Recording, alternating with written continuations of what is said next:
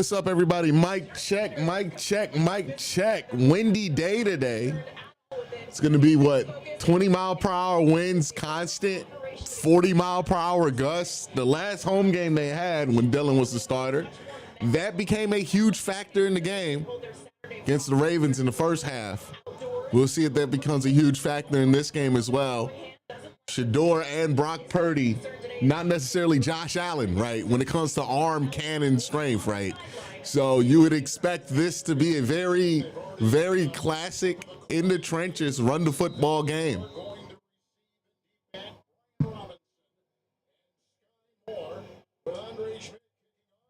All right. And the 49ers get the ball to start off. Solid coverage by the Browns special teams unit. And the defense that got 10 sacks last week, the defense that has the one-time defensive player of the year, looking like he's going to get on his second two-time defensive player of the year, the defense that has Myles Garrett is running onto the field now. Now, it's interesting, right? The Browns' history, or at least Jim Schwartz's history versus Kyle Shanahan, has been positive, but there's always that opening Kyle Shanahan scripted drive that you have to be aware of. Little play action rollout to start, and they're going to get a chunk play to Juszczyk to start. Trent Williams didn't try to start a fight this time in the pregame. He knows Myles is coming this time. Yeah, I'm pretty sure he's not going to try to amp them up before the game. Myles Garrett getting the pressure early in this game and a QB hit. Just didn't get him in time to get the sack as they roll out there. And look, they're going to do a lot of that today.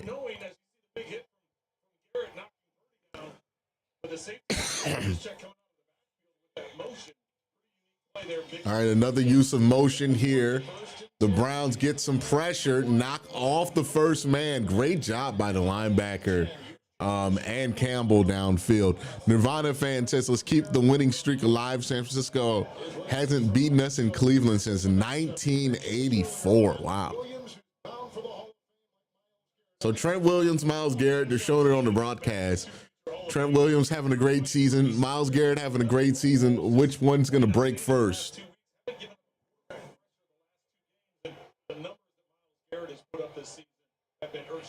Second and 10. They're going to roll away towards Myles. That wasn't a great idea, as they're going to get knocked off the field here. 3rd and 10. Well, at least they're going to be putting a 3rd and long here. They were originally trying to roll towards Myles. Yeah, they were going to roll towards Myles. Myles did a great job seeing it with the tight end on him, which is just not what you want to do, and he dumps it off to his flat. 3rd and 9.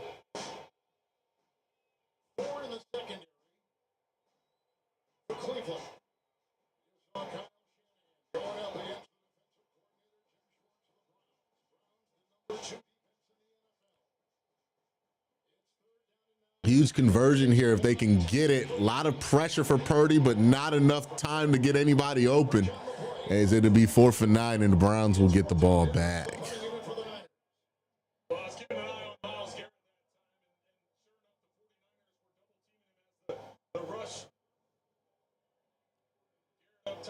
Browns got consistent pressure there. The misdirection, I think, is the most promising part, right? The misdirection didn't seem to tear up this defense as we've seen it done before. They got the one chunk play to Juszczyk.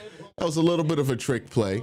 Now let's see if the punt is going to land within the 10. It looks like it's going to be a good one, and the Browns get pinned within the 20.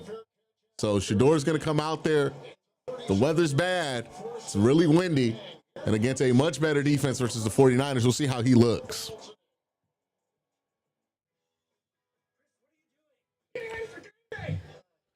So far, so good, right? Those opening scripts for Kyle Shanahan have been deadly in the past, even against a Jim Schwartz defense that has done a good job rallying after that.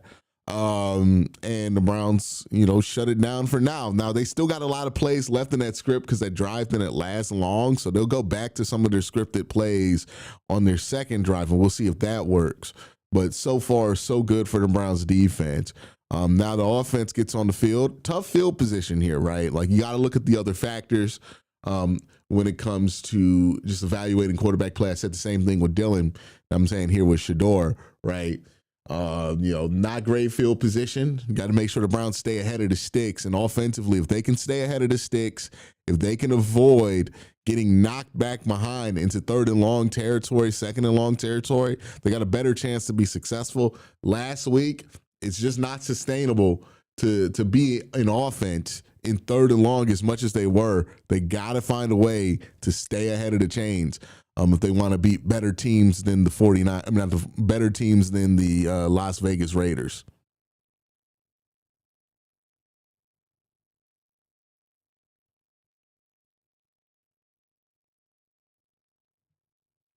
Yeah, so definitely gonna have to improve from last week if you want to get this win today. But we'll see where they start out as this first half opens up. Well, this first quarter opens up here.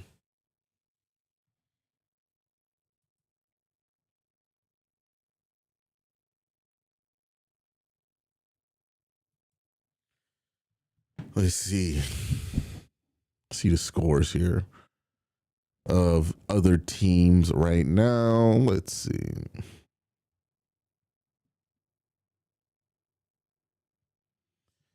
Yeah, right now, nobody's scored yet in the opening games. Right now, the Tennessee Titans and Jags are playing. The Buccaneers and Cardinals are playing. The Jets and Falcons, the Saints and Dolphins, the Texans and Colts, 49ers and Browns, and then Panthers and Rams. Got another super chat. Q, happy Thanksgiving. Do you think that Sanders will be the Browns QB1 entering next season if he finishes this season? I think he'll get that opportunity. Whether that means long term he's going to get a full chance to become the guy, I think it's going to be a bit more muddy than that. But he'll get an opportunity to at least be the starter next year for sure. All right, first play, they stay ahead of the sticks. Good job, on-time ball to Jerry Jeudy from Sanders there.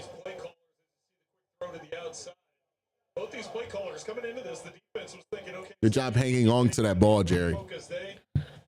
49ers, all 4 plays were passes. Cleveland, their first play was a pass.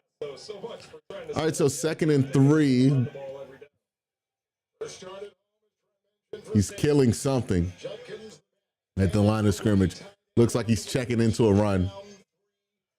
Quincy's going to get some space here on the perimeter. And that's a first down for the Browns. So good start to the drive as they get to the 25. What does the team tell you about? I thought last week he was very efficient getting the ball out of his hands. I thought he made quick decisions, didn't hang on to it. That was very important as this progresses, staying back in the pocket and understanding. All right. 1st and 10 here. He's going to be in a empty look. No, he has Quincy back there. They're going to run out this look. A little bit of space on the left side. He just didn't get there. There was a little bit of space opened up by Conklin and Bitonio there. Well, not Conklin, Bitonio and Robinson there. But pressure up the middle kind of deaded that.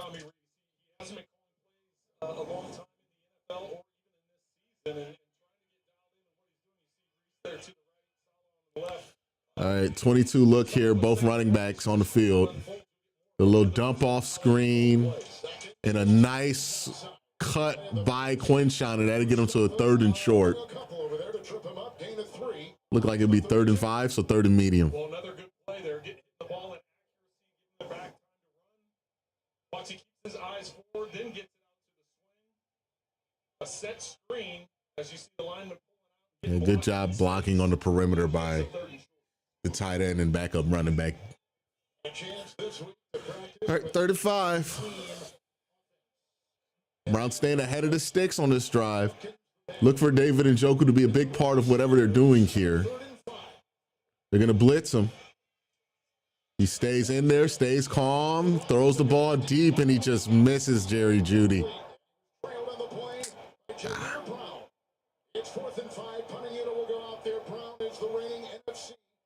Stayed poised there. Didn't leave the pocket, so I think that's good. No drift. But He was able to hold that ball a little bit. There was a big play to Jerry Jeudy. He saw it, just didn't get the ball there. But remember, windy conditions, right?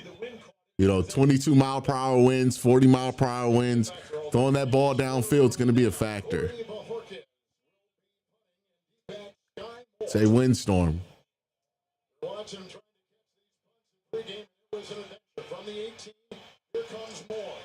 Oh, special teams. Are you fucking kidding me? Good hustle by 86. Is he going to be able to get him? Yeah, he does.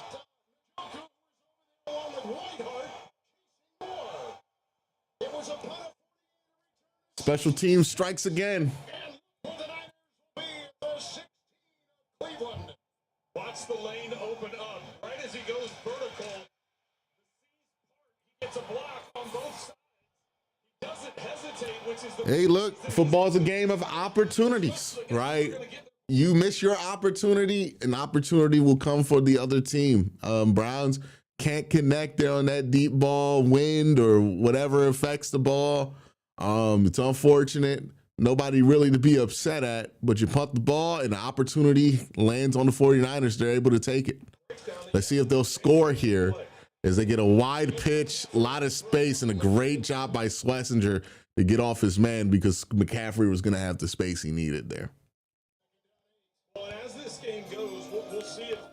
Improvement from Baltimore is very noticeable. Yeah, he's much more poised. I think in the second half of the last game, he got a little bit off of what you want him to do, right? So he was drifting a little bit more in the second half. But that drive, he didn't have any drift. So there's good progress being made. All right. A little toss here to McCaffrey. Browns seem to have it covered well, but it's a throw, and that's also covered. All right, so 3rd and 8 here. The Browns can hold this to a field goal. That'd be a great look for this defense.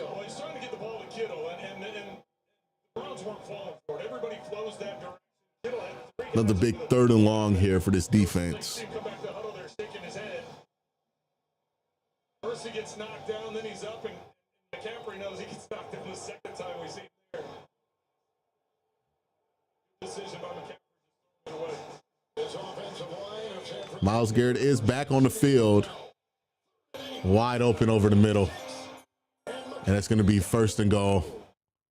The special teams coverage has always been bad. Bubba has to go. To be fair, it was really good last week. But yeah.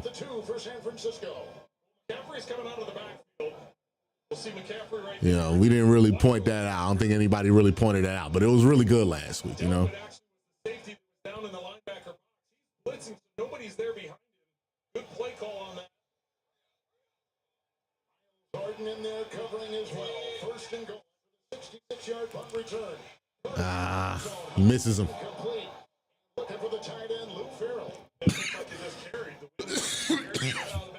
Yeah, the win looks like it's going to be a factor. Again, it was a factor last home game, especially in the first half. And it looks like it's going to be a factor today. A delayed release after they jump Kittle. He just goes to the... Just nothing about playing quarterback is easy, no matter who you are or how strong your arm is, when there's a 40-mile-per-hour variant just swirling around in the building, you know? Hard to throw. They're going to run the ball here, and he almost breaks through, but the Browns are able to hold him, and it's Malik Collins who I think will be credited for the run stop there. All right, 3rd and goal. Well, this would be a heck of a stand if this defense is able to hold him. They've got 2 more plays. I have to imagine they're going to go misdirection here. They'll go for it on 4th down, being down at the 1-yard line. This defense has responded after a big punt return. The defense has responded. Look at the fans banging the bleachers.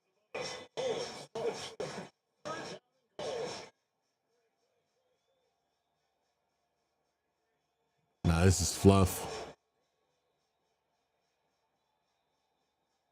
Yeah, they're gonna call timeout.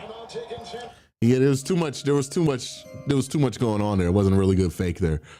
Joseph, why are our special teams so bad? I don't know. Doesn't really have a lot of excuses to be bad. I mean, the Browns bring in plenty of linebackers, you know, plenty of good linebacker talent, plenty of good defensive line talent, plenty of good DB talent. Like, they should be better than they are. You know, the only thing I could point to is maybe poor coordination from Bubba Ventrone.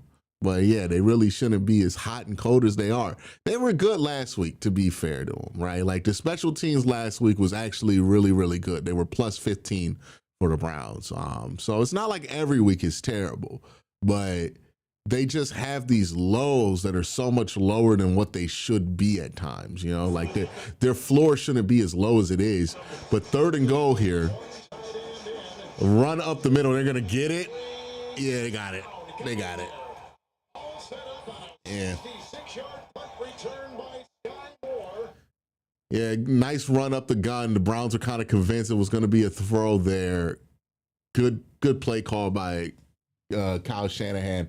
I know the internet doesn't like it when you run from shotgun on 3rd and 1, but there's a reason why teams do it. It's usually pretty successful play there.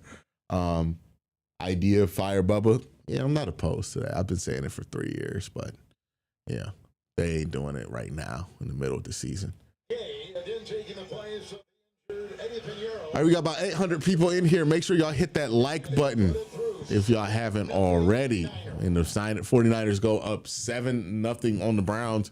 Again, man, football is a game of opportunities, right? You get that opportunity, hit that huge play there.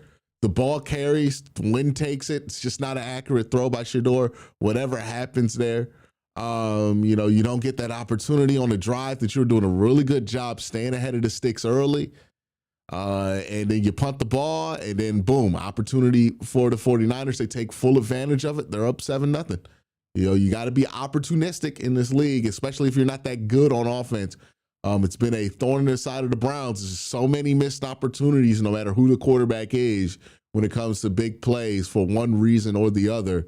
And, you know, that snake came back to bite them again. Not necessarily anybody's fault.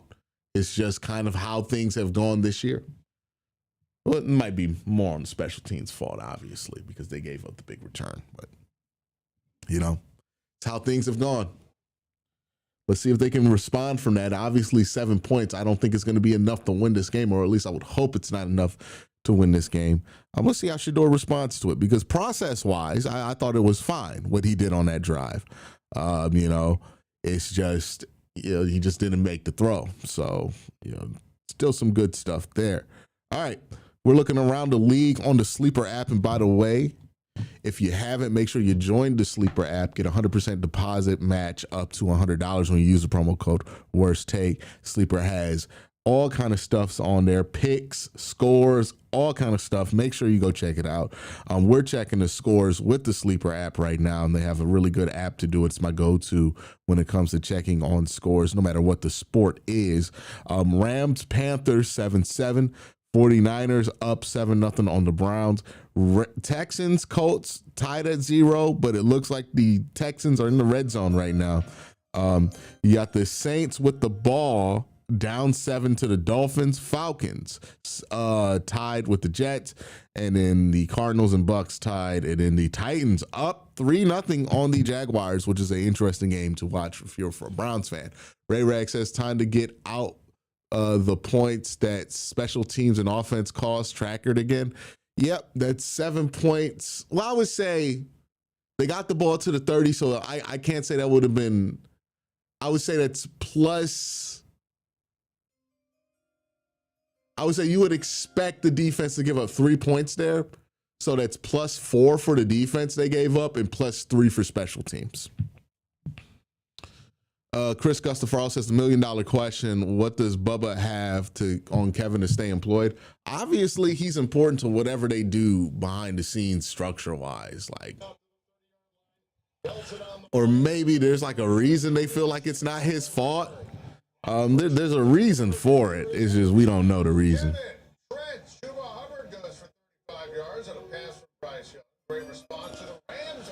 Mark Miko with the super chat of $2. Appreciate you. All right, Shedeur's second drive. Carolina losing. It's going to start under center here. Here we go, second possession for the Browns. They're going to go and run with Judkins. Judkins cuts north, and they get a good run to start this drive off. They're going to be ahead of the sticks here, 2nd and 3. So both drives starting ahead of the sticks, clean, really good. It looked like he and White had an arm around him as you look at the rookies. Mason Graham being disruptive, especially the last few games. Miles Garrett brought up his name. Kevin, you've already talked about Schlesinger quite a bit already today. All right, 2nd and 3. Motion for Bond. So they go empty one side. Little dump off screen to Judkins, and Judkins has a little bit of space here, and he gets it to the 50. They're keeping this game plan real simple, but it's real varied. I really like what they're doing with Shedeur this game. Real simple, but varied game plan, right? A lot of screens early on, but really well-designed screens. Yeah. The game plan this week is so much better than it was against the Raiders from the first couple of drives. I really like the play design here. This is feeling like classic Kevin as far as play design goes. All right. Little motion here. Throw down the field to Larvin. Nice. Good throw.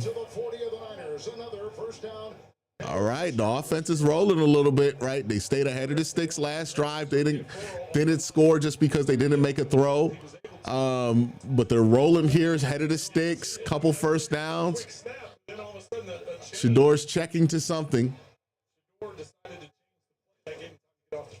Little run. And they'll be at like about 2nd and 7 here, but it's still fine. You're still on schedule. Downtrend to the 38. Tommy Reese has been mixing things up from a play calling standpoint to run the pass, moving Sanders around.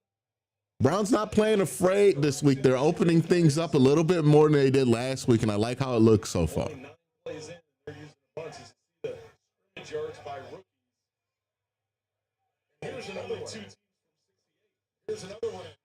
They'll roll out. They're going to keep him in the pocket. Shedeur's going to pop out here into a screen.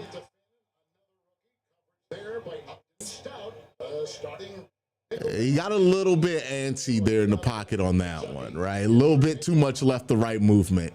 Really good coverage by the 49ers. You know, even if nobody's open, you still want him to landmark there. He didn't really landmark. Yeah, they covered that well, though. That's where it was that. All right, 3rd and 8. First play they've had behind the sticks all game, and it's in the 40. They're going to send a lot of guys at the line of scrimmage, or at least show it like. Little screen again to Jerome Ford. It's going to be successful as he gets a first down, and the Browns are going to move the chains. Really good play calling today by by Tommy Reese. We get it. Y'all hate DG, but Sanders is playing. Let's build him up and not break him down. The other quarterbacks. Yeah, of course. One more says for $9.99. Right now, the offense is moving really well. This is a nice drive here. Just managing the game, not taking negative plays by Sanders. Only one play where I thought where he was a little shaky in the pocket here. They're under center. I think it'll be a nice time for a rollout because they're crashing really hard here. Now they're going to do a run action. And a nice run by Judd as he gets that ball 5 yards past where it should have been. All right, Glow. All right, Glow. Glow, you better be Gen A, dog. You talking about Jeff Teagan in your Mason Graham jersey. That's crazy. I don't want it to become a meme. I'm not going to say it. Talk about Teague Tomlin in your Mason Graham jersey. What the hell wrong with you? 2nd and 6. Little run here. They got to it a little late, but he slips through to a 3rd and short. Promising drive here. You want to end this one in the end zone. So building off your first start, there's going to be a lot of growth, I would think, from last week to this week.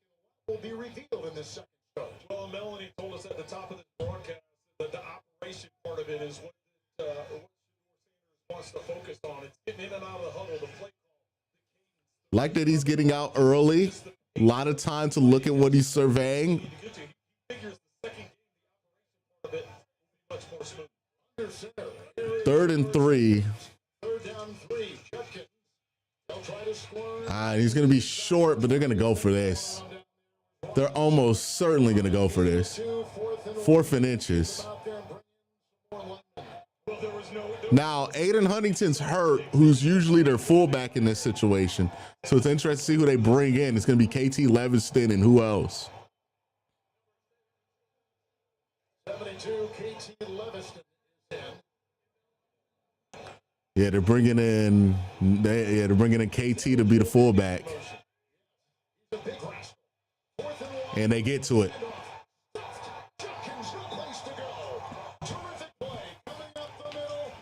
I'm telling you, man, the more and more football I watch, the less and less pro go for it on 4th and 1. Well, the less I am running the ball on 4th and 1 straight up. Unless you are like the most powerful offensive line to exist in the league, it has high blow-up potential. Like, I think running it up the middle on 4th and 1 is just far more risky than people think. And maybe the Browns just aren't good at it, and maybe that's skewing how I view it. But I don't know. From the football I watch around the league, even in college, everybody goes, it's a no-brainer running up the middle on 1 yard. But these guys are so athletic on the defensive line now that they can just blow these things up pretty easily. And I don't know. I just feel like you need to utilize a little bit more creativity on 4th and 1 than I think people want to these days, because it doesn't feel safe. But I don't think running up the middle, even with a heavy package like that, is safe. You know what I mean? Like maybe you could have snuck it, but it was a really long yard to try to do a QB sneak with. Also, don't know the comfort that Shedeur has with sneaking the ball. Should have done a play action there, I think. I don't know, because they broke through so quickly that the play action could have been dead on the spot if they would have identified it. It's just they knew what was coming, right? When you brought in that fullback, there's just not a lot of variance to that formation. I think I could live with running it like the 49ers ran it out of gun, but I don't think running it out of a formation where you only do 2 things out of is a good idea. That's what I'm saying. You know what I mean? That formation with the extra eligible guy and they put the extra beef at fullback, the Browns have only used that formation to do like 2 plays out of, and they're both run plays. So it's a 50-50 guess on where the ball's going to go. And because the fullback is a big-ass offensive lineman, you're not going to hand it off to him. So there's no real worry about deception there. I like, if you want to run the ball, like, I think I'm more open to running it out of gun, spread them out a little bit, make them think that you're going to go to some kind of quick pass, RPO situation. I think the key to a 4th and 1 is give teams a lot to think about on 4th and 1. And the more you minimize what teams have to think about, the more you're relying on just being really powerful at the point of attack. And if you're not powerful at the point of attack like the Philadelphia Eagles are, you're going to struggle, you know? I think we just need to think about it differently, because everybody gets so mad when somebody runs the ball out of gun or does something different on 4th and 1. But yeah, I don't think lining up and trying to outpower guys is working for the majority of teams right now. Speaking of power, Shelby Harris with the big TFL there. Go back to the 4th down on the previous play. 49ers, Mustafa and Elliott are the 2 that are able to get into the backfield untouched. So Judkins had no chance to pick up that 1st down. Stop him on there on down. All right, 2nd and 11.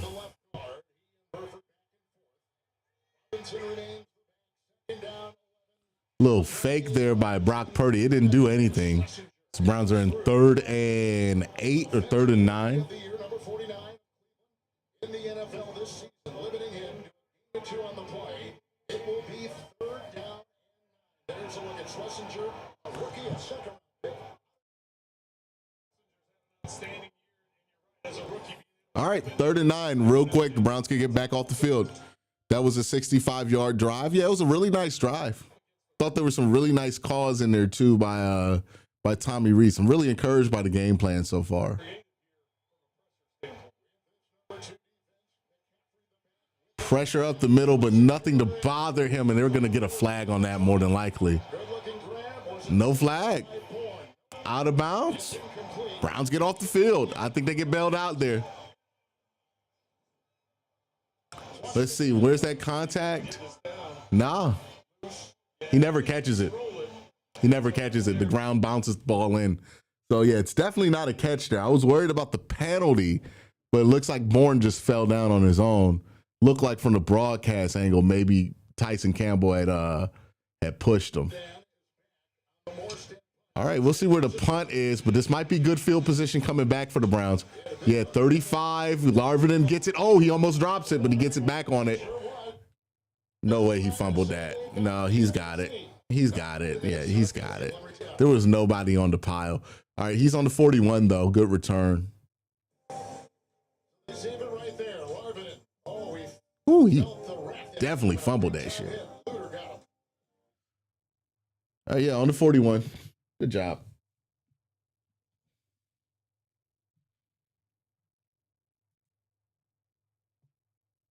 Someone said you should have used Wildcat plays. I don't know.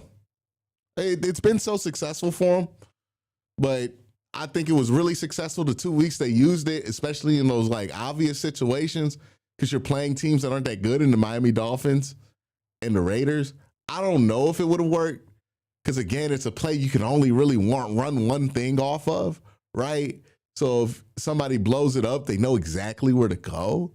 I don't know. I think Shador's done a good enough job in this game to where you can trust him on 4th and 1 if he has to make a decision there, you know, to let him make a decision.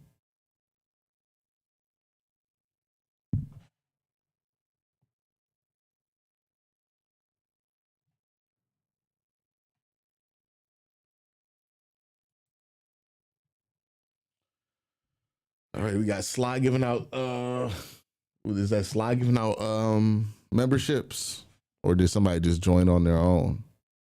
Can't really tell from the OBS portal.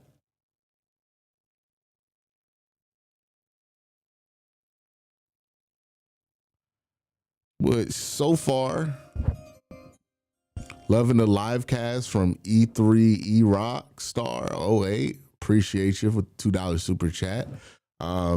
But so far, I think this game, I'm not upset with how the game's going for the Browns. I know they don't have the lead right now, but the reason they don't have the lead, one, special teams error, but offensively, they look like they're getting to what they want to be able to get to pretty easily. So I have faith they're going to be able to score here pretty soon.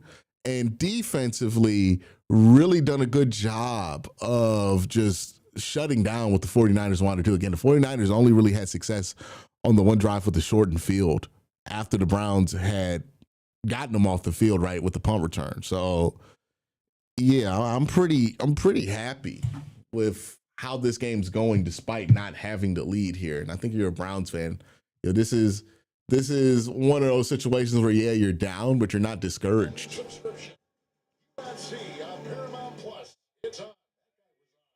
All right, 5 of 7 for Shador, 44 yards. They're going to run this ball with Dylan Sampson. He gets blown up, and that's going to be their first negative play to start a drive here. So now they're going to start in 2nd and 11. Yeah, Kev, Brown Center even post spent a few minutes in the blue medical tent before he lived off into the locker room with a leg injury. Luke Whippler in the game here, and I do believe I saw I saw Wyatt Teller being rotated on and off the field here at certain points too.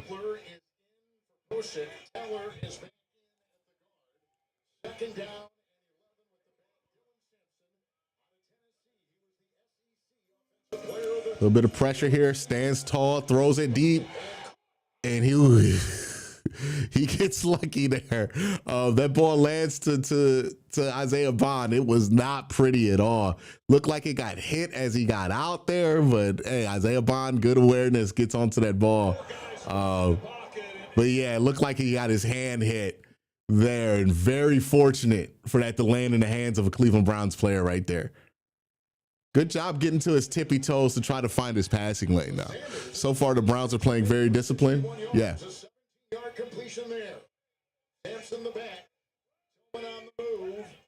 They're going to snap this one, huh? Nice cut by Dylan Sampson. He stays on his feet. Oh, my goodness. He almost broke that off. And the Browns are going to end the first quarter. And again, you got to feel good about how this game's going for Cleveland, despite being down 7, because you're able to get what you want to on offense, right? They're getting to the run game pretty easily. What they want to get to through the air, they're able to get to. Their screen game's working really well. They just haven't been able to execute on a couple of critical downs here, right? You got the 3rd and 5 miss to Jerry Jeudy, and then you got the 4th and 1 stuff on a very promising 65-yard drive. You got to be very, very happy with what you're seeing here, because the defense is dominating. Special teams has had their one mistake of the day. And offense, they're getting to what they want to get to. You know, it's just a matter of time here. Are we overloading the opposite side of Miles? No, I think they just had a good game plan to get 30 yards there on the 1 touchdown drive. But, you know, other than that, they haven't really done anything, you know. But thank you for the super chat, Joseph. You know, look, the 49ers get paid to play too, you know. And they're 8-4. So they're a good football team. So, yeah, you give them a short field, they're going to score a touchdown. They got good players. Christian McCaffrey, George Kittle, right? Brock Purdy's better than your average quarterback. So, you know, can't just write off every single thing they do successfully as a mistake on the Browns. It's just sometimes they're going to have success because they're also good at football.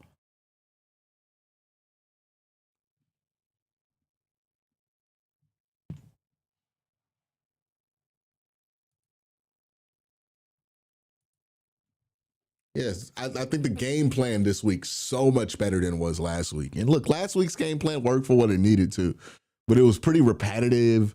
And there were some questionable plays in there. I think this week it's like, oh man, the design on this stuff's a lot better. Like, this is what you remember the baseline of a Kevin Stefanski offense looking like, right? Like, this is more or less what we kind of expected to have a feel for the offense all year, you know. And look, Shador's doing a good job. He's not doing anything out of structure right now, right? Like, he's just playing within structure. He's doing what's asked of him. You know, there was a couple of there was one play where he didn't get the fortune there, right? The ball kind of carries on him. There's another play where he does get the fortune there, right? The ball carries to Isaiah Bond. So yeah, I think he's done a really good job so far, just doing what you ask him to do, you know, in tough conditions as well.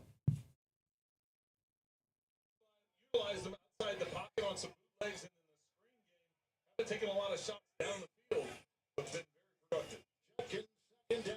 Good run by Judd. Oh, he almost had a big lane there. All right, the Browns get a first down, though. They're really getting what they want on the ground game, too, right now.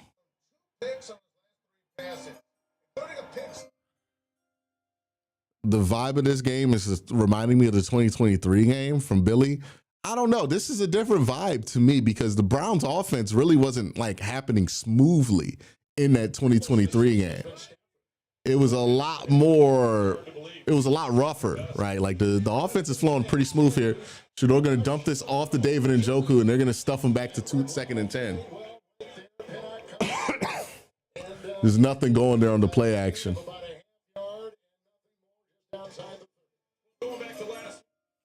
Do you think this is Garrett's prime year, or does he still have a higher ceiling than what we're seeing now?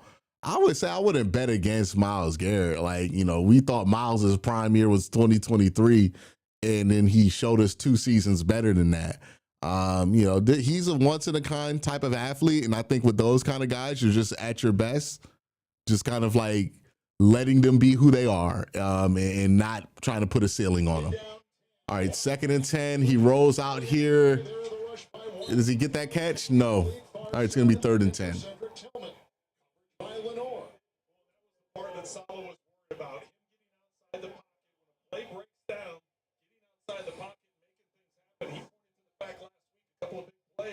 Against the Raiders because of that breakdown and him able to extend plays. This time just a little too far to the outside. How about a young rookie quarterback? All right, 3rd and 10 here. Salah's been pretty patient here with this game plan.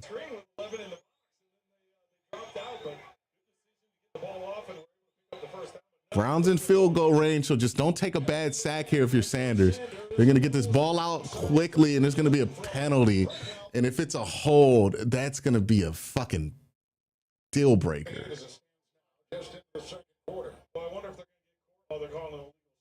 Okay. Is that 5 yards? But it looks like an illegal shift is It's just having a rookie quarterback in. You're going to get a couple of illegal shifts. Look at Kyle Shanahan in his 9th year. Boy, with a depleted group on both sides of the ball, especially defense, somehow manufactured an 8-4 illegal shift. Yeah, you got to make sure your guy's set there before you go. And it's going to push him back. Yeah, that's on the quarterback there. You got to wait. You got to wait just that extra half a second to snap that ball. You got to make sure he's set. Obviously, you want Judy to get set faster, but you have the control of when that ball gets set there. It's a rookie mistake. It's not really a big deal. That can be fixed easily. 3rd and 15. All right, so now you're going to want about 5-10 yards here to kick the field goal. And I don't know which direction the wind's blowing right now. Just don't take a bad sack.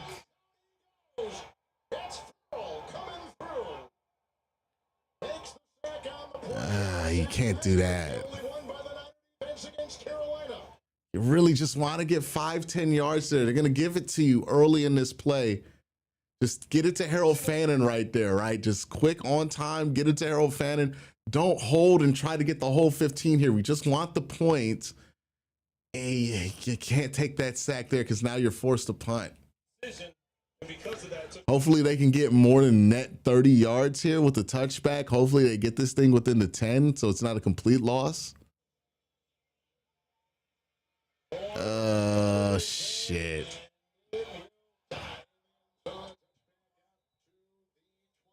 Complete loss there. All right. You didn't want that. You didn't want that. It's the first negative couple of plays for Shador in this game. Either way, 7-0 in the first quarter. Browns defense been holding strong all game. I expect them to continue to do that.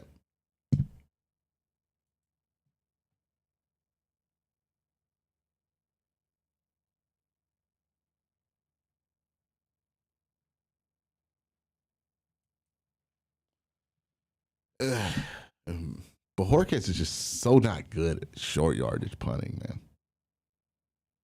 But hey, couple mistakes there. It takes you from getting 3 points to, to getting nothing. You didn't even get plus field position, right? You're at neutral field position. But just a couple of mistakes there, right? Can't take a sack, and that's part of the field. Just can't do it, right? When it was Dylan out there, we said the same exact thing. Can't deal with that. And then when it's Shador, obviously can't take a sack there. Can't take a 10, 15-yard sack there especially.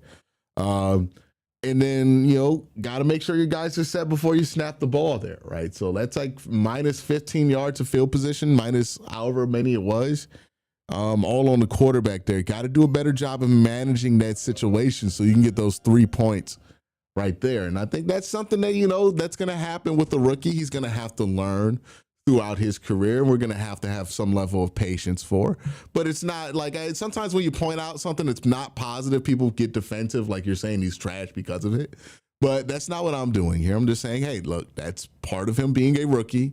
It's part of the frustrations of having a rookie quarterback out there. There are going to be some things where, maybe a more veteran quarterback understands that situation a little bit better. They get the ball out where they need to. And you get the 3 points there, right? But, you don't get the 3 points there. Just a couple of mistakes that stacked on top of each other. If you're Shador, just got to learn from that. Can't let those mistakes stack. You get the penalty there. Okay, let's just get back to where we were. Let's get 5 yards. Live to play another day. Get 3 points. Let's get a little closer. Don't try to get it tied up all in one drive here,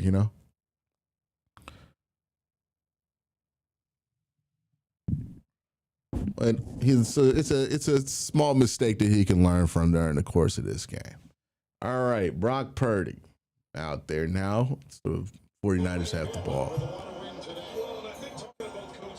What about Shador, dumbest fan base in sports? Brother, I don't know what you like. The Shador fan base certainly has their bad takes, but also the anti-Shador fan base has their fair share of bad takes. Great play by Mason Graham. So, like, you know, I look, I don't think highly of either end of this conversation. Like, I don't know what you want me to do here.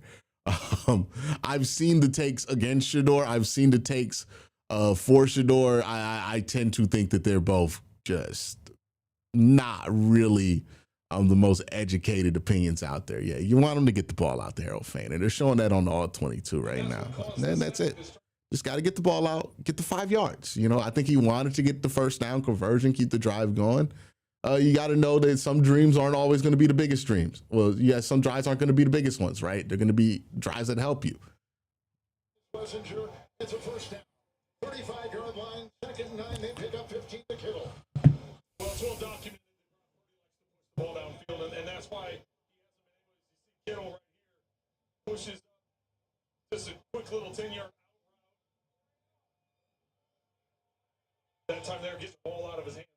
But Purdy's numbers haven't been like they have in the past as far as pushing the ball upfield. Today, I don't see him doing a lot of that because of the pressure that the Browns like to bring with their pass rush.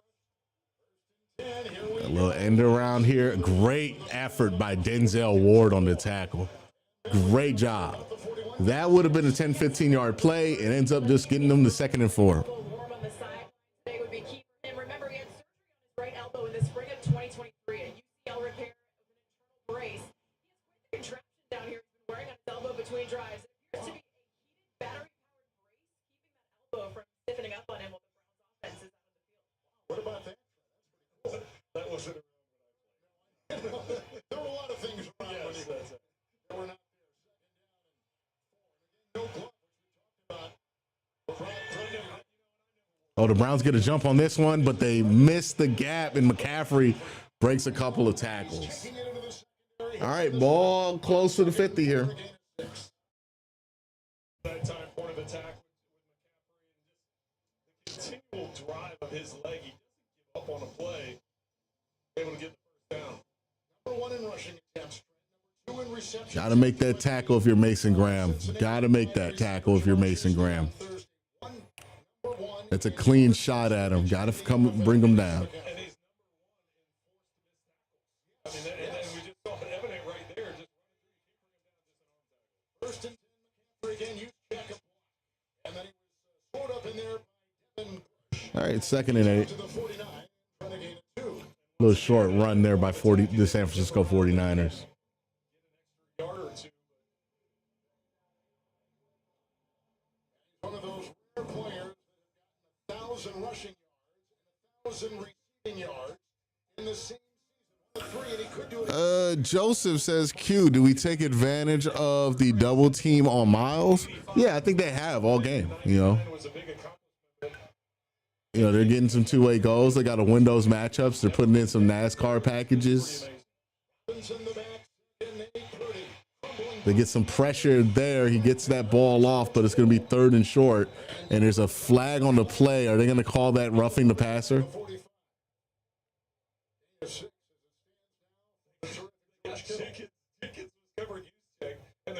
Roughing the passer is going to put this in field goal range. Okay. A 5-yard penalty. It's not. Cost them a 3rd down, but It must have been a really bad hold to take a look at it. He's going up the field and yeah. They kind of just fell out. he goes down, catches the eye of everyone. What are the issues facing a Kyle Shanahan offense if you're Schwartz today on the defensive side? And that's the thing that Schwartz brought up to us. He just said he utilizes play calling, play design, but then the way he utilizes personnel was very evident right there with you trying to run a deep The toss inside to B-Rob. And the Browns stuffed that about 3 yards in. down he goes. 43, a Cleveland player. But they're threatening to score. Who's slow to get up? On both sides of that. Shelby Harris. In terms of play design, personnel usage, down and distance, all the situational football.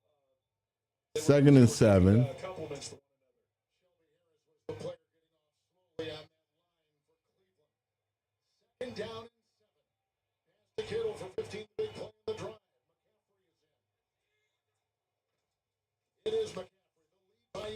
And a great job by Schlesinger and a cleanup by Myles Garrett. Great job by Carson. Way to play that. And he looks like he's the defensive rookie of the year so far. So defensive rookie of the year, defensive player of the year sandwich right there.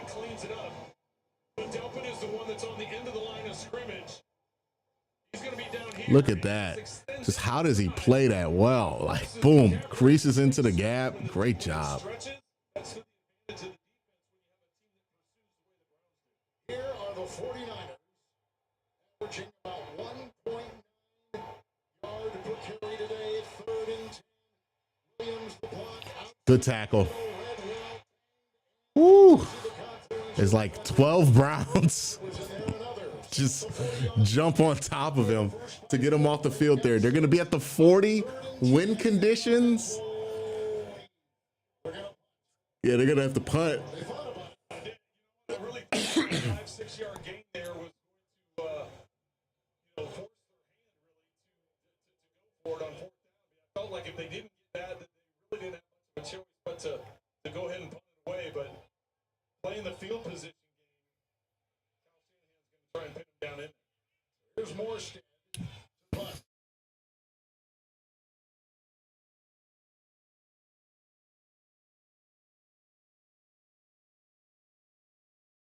All right, so the Browns with pretty bad field position again, starting at the 10. They have been out punting us for sure.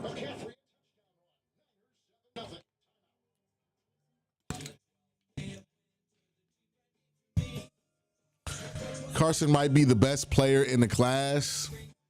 I mean, he's the best right now. There's no doubt about it. As far as like where he's at, I think Mason will be up there with him, but you know, Mason plays a position where it just takes a little while to get to where you want to get to. But Carson, I mean, I think he's an all-pro today.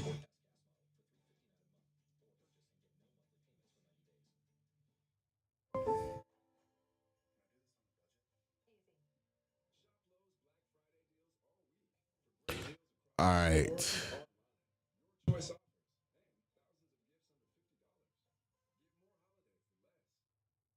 Extra value meals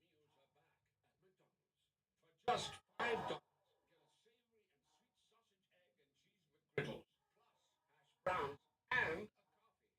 The sausage, egg, and cheese McGriddles meal for $5. My moderate severe Crohn's symptoms kept me out of the picture.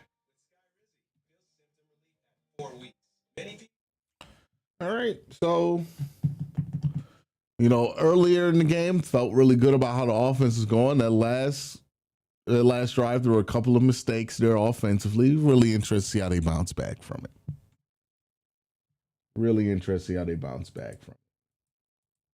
By the way, if you hit that like button, or if you haven't hit that like button, make sure that you do.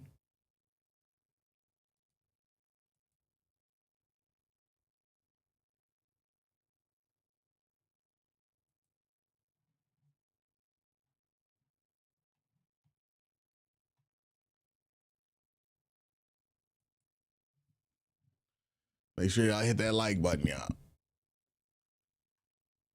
As we wait for this game to get back. NFL on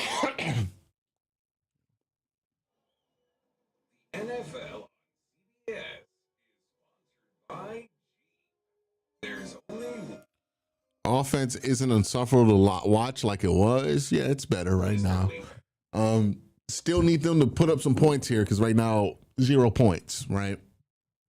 So I'm not going to sit here and rave about the offense when we have put up any points, but it's definitely been moving up and down the field a little bit better. But now they got a tough task, right? They got to get what? 70 yards. Well, no, not 70, 60, 50 yards before they can get into field position. They get a chunk of it here with Quincy Judkins. He gets a 8-yard run to start the drive off. So again, he's getting some space here. Foods visited the Greater Cleveland Food Bank to help distribute food for Thanksgiving meals to families. Browns players, alumni, staff, Stripes, United members, and Sugardale members volunteered in a family market where families and neighbors in need receive free food, including fresh produce and holiday fixings. Safe and enjoyable holiday. Tevin Jenkins is staying in at the right guard. Zach Another run by Quinshawn. So they're giving Tevin Jenkins a look at right guard. Back-to-back runs there for the Browns, their own inside their 10 there. Get it out across the 20. Again, your best player on offense is number 10. For the Browns, 13 runs to 11 passes. Having good balance. They've had good drives. Don't check out. Don't check out. Don't check out of it. I think he checked out of it. Okay, good check out. 6 yards there. Browns are getting some chunks on the ground here.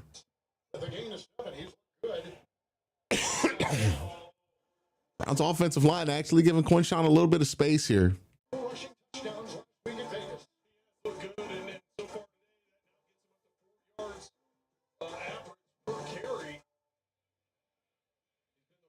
For them, already 12 carries on the day. Pretty good names right there. Look at that one on top. Jim Brown. The number 1 rookie rushers we mentioned earlier in the NFL. 2nd down and 3. Toss. Reverse to Bond. They got something here. All right. Well, they get some yards there, but I thought that could break for a little bit bigger. Picks up 8. It's a first down for Cleveland. But again, the creativity and how they're structuring the game plan, right? It's still a pretty simple game plan, right? You're not asking too much out of your rookie quarterback in Shador, but you're doing a lot of stuff around him to make it not predictable. Really like what Tommy Rees and Kevin Stefanski cooked up this week so far. So it's a first and 10. Center or back in. Well, they've been Another run here for Sampson, and they get another chunk here. Look, keeping it simple. Keeping it simple. And they lost a linebacker.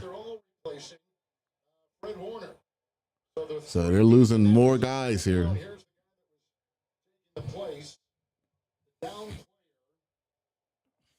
And a timeout taken 3.5.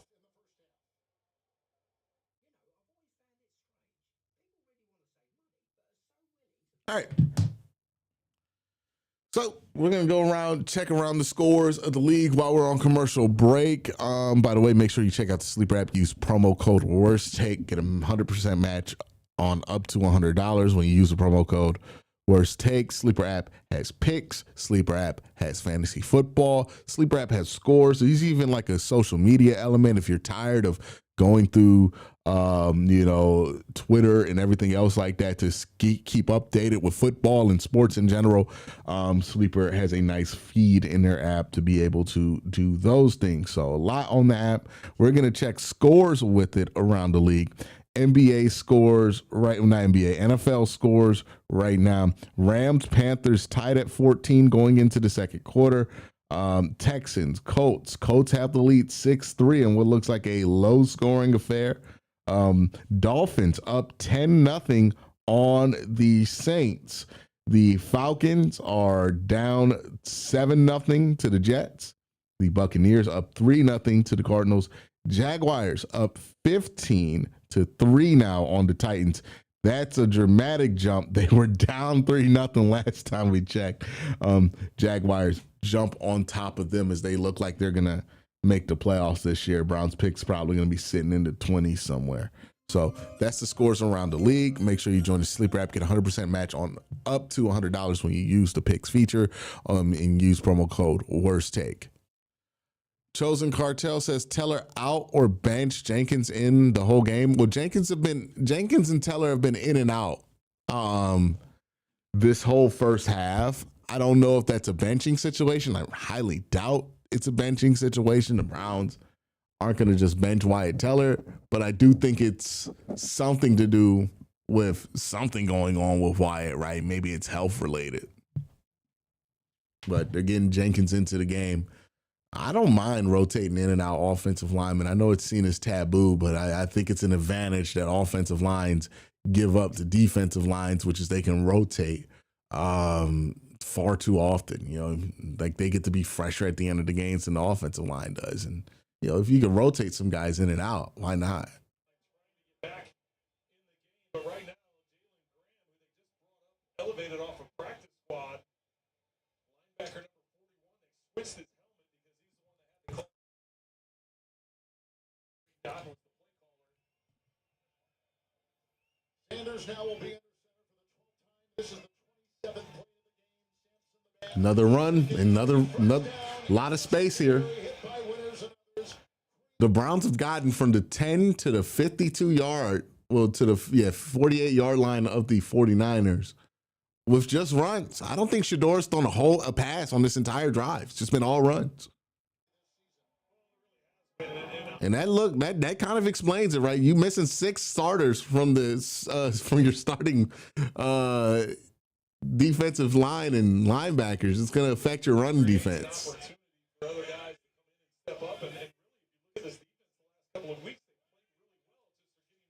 Malachi Corley end around. He breaks a tackle, and he gets some space here in the first down, and another run play successful. Malachi Corley gets hype as hell after he get them end arounds too. Boy, he be hype. He be barking.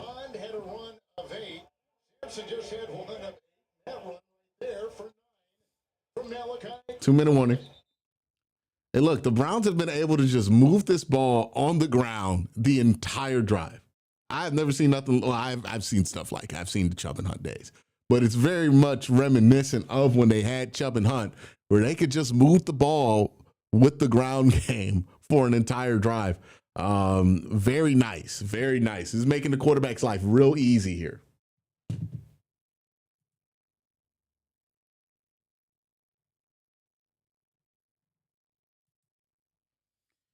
Really nice here.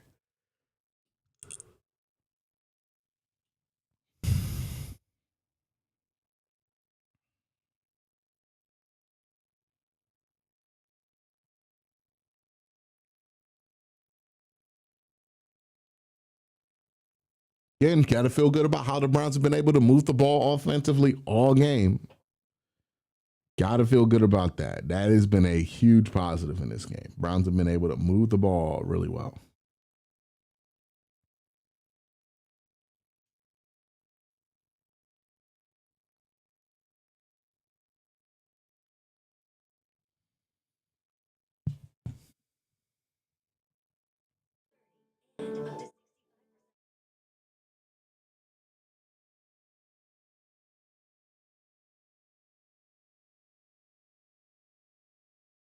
I'll be right back.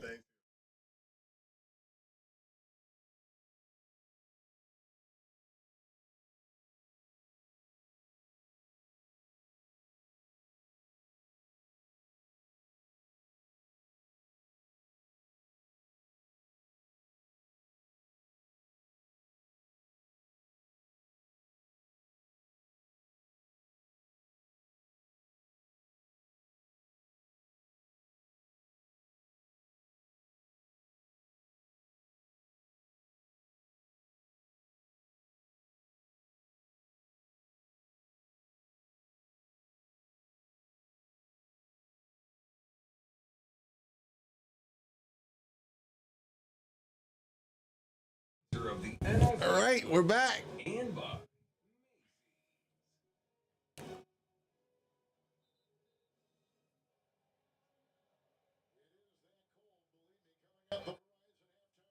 2-minute warning. Browns driving. They've been moving the ball, all runs, all drive. They're going to check into another run here. I think they're going to hand this. And another 5-6 yard chunk just by running the ball. They'll take that all day. They'll take that all day. Yeah, that's an important. KT Leviston just checked into the game. No, that's the third linebacker in that role that Fred Warner had. It's important for him to get back out there. This drive started at the 10-yard line. The Browns have done nothing but run the football, and now they've got it down on the 35 of San Francisco. So effective job by 3 timeouts. They can keep doing this for a little bit more time here.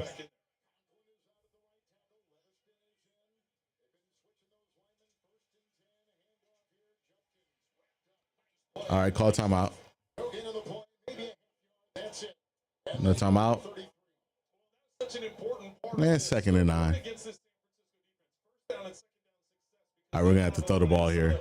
The things that Solomon do on 3rd down, they've been very productive this drive on 1st and 2nd down. That time All right, Shador, wrapped up right at the line of gonna actually do your part here. disguises that Solomon comes up with. Just be smart, be careful.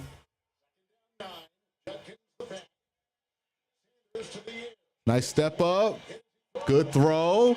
There we go. Perfect, perfect, perfect. Great job. You'll run them to death. And all you ask Sanders to do on that drive is put the exclamation mark on, and he does great stuff there. All right, Browns back in this one. It's tied. Well, pending an extra point. Yeah. Way to stay patient. Way to stay in the pocket if you're Sanders. Really good progress by him. The corner is not able to play both defenders. By doing that, that allows the throw to get in there, and he's able to convert. Great play design and execution. We'll try the extra point and a flag thrown with under a minute to go here in the first as he tried to tie the game. Harold Fannin from Bowling Green. Hey, started Harold Fannin on my fantasy team. You think they go for 2 here, as well as they've been running the ball? Yeah, as well as they've been running the ball. Now, again, you've been running the ball successfully, but let's be less. I think they're going to go Wildcat here. They're definitely going Wildcat. Across college football at Bowling Green, #1 guy who began at Southeastern Louisiana, played a little college basketball, played a short time there. So Sanders is out, and we saw this last week in Las Vegas as they did the Wildcat and Judkins. Waving to the sideline, they're missing somebody. They are. And San Francisco is looking putting players in defensively. So they're going for Judkins. All right, this is the stuff I wanted to see more of from Sanders. Big throws are great, but game managing, yeah, I think this has been a really good half for Sanders for sure. All right. I don't know if he got in. They said he got in. And the Browns have the lead now. Yes, the official on the far side put his arms up. 49ers thought they had him stopped. It's going to be close. 2-point conversion converted on the Wildcat by Quincy. Obviously, it's going to be reviewed. Yeah, right there. I think he's got it. Yeah, all you got to do is touch that line. Met by Elliott, but it was Former Brown, Jordan Elliott. All right. 8-7. Browns take advantage of an opportunity there.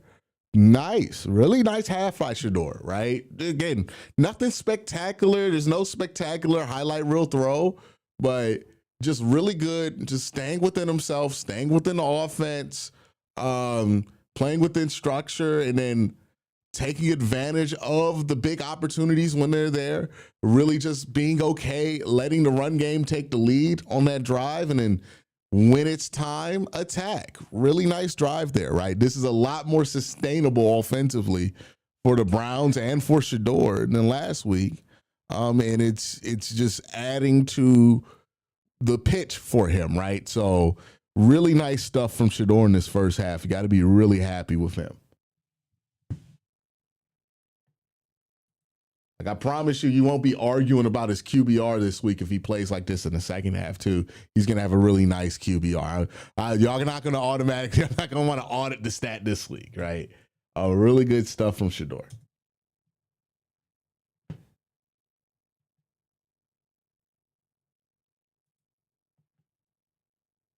Let's go look at the numbers here. He has to be, pretty much 8 of 11, 1 touchdown. And close to 100, right? Yeah, 96 yards, heavy wins. Very impressive. Very impressive. I mean, he's outplaying Brock Purdy thoroughly right now. Really nice. Quincy, 14 carries, 53 yards, doing his thing. Dylan Sampson, 4 carries, 23. Browns rushing game, 20 carries, 94 yards.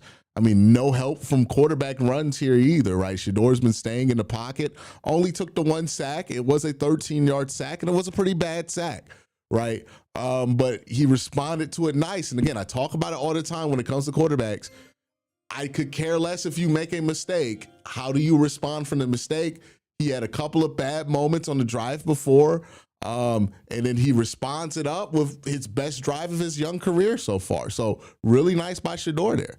If Shador continues to look like this, are you okay with passing a quarterback in the draft? I know you say it has more to do with draft position. Yeah, I'm still at the point to where I think it has more to do with what you have the opportunity to draft, right?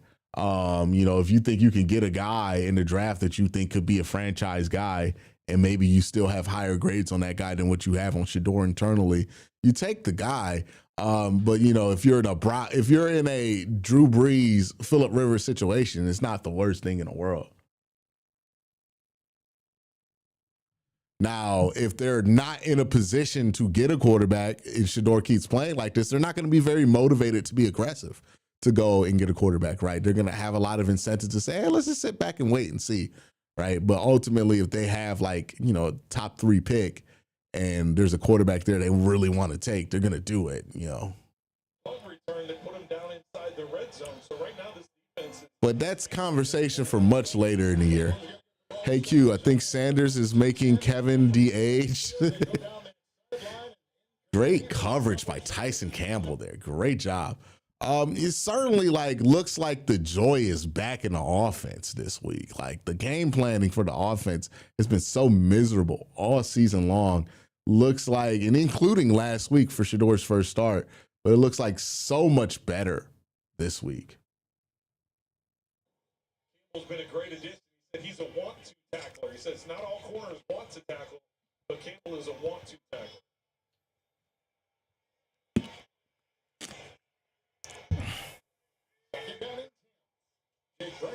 Myles Garrett gets a rush. Oh, he just throws this thing up. 3rd and 10. Oh, man. Myles Garrett got a quick pressure there on Brock Purdy.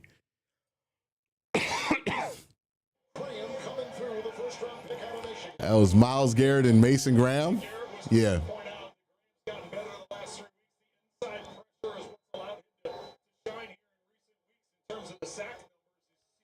That was a rare situation where Mason was in a position to get cleanup duties for Myles there.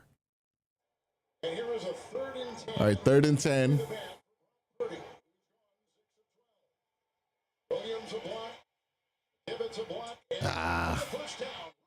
There's not a lot of pressure there. He took Myles and Mason off the field there. Don't love that. Well, the only way you can make it to the outside. Now, he stems up. He releases to the inside, then pivots to the boundary. The only way as a quarterback you can do that is if you have time. So excellent job by the offensive line. Yeah, just got to get pressure there. Time to get rid of that football with an accurate throw and get out of bounds. Here's all makes it second catch this afternoon. Timeouts. To the on 1st and 10. And again to the air. Good coverage. Just a better play by Jennings there. And that's going to put him in range almost. But you keep him here at the 40, it's still a really, really tough field goal. And we'll be back in 30 seconds after this.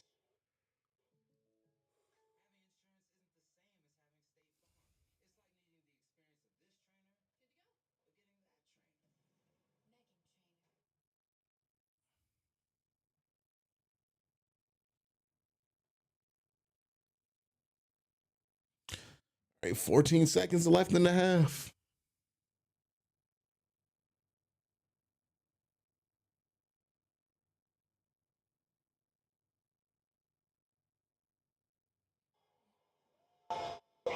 Starting his 5th game of the season today. He's got a good looking drive going with not All right, 15 seconds left in the second. that arm warm, that elbow warm, but really remember the injury this year is the right toe, and that's his plan. Like that's the drive leg as a quarterback. That's where you're really pushing off is that back foot and dealing with it. Can't feel good. One timeout, 1st and 10 going. Oh, shit. Okay, no good. What? then ripped out at the end. So that here they get it. Things inside 2 minutes review. There's Kittle, got the ball, knee down. Yeah, it's a catch. That's a catch. Catch by Kittle. That's a catch. 2 yards. It's a hell of a catch, dude. That's good coverage. It's just a hell of a catch. The most impressive part of that is the fact that Hickman is hanging on to his left So do you just kick the field goal if you're San Francisco, or do you even try to score a touchdown there? arm of Kittle, and Kittle's still able to get the ball and cradle it in. And he caught it through the play, right? Yes, he got it down to the ground.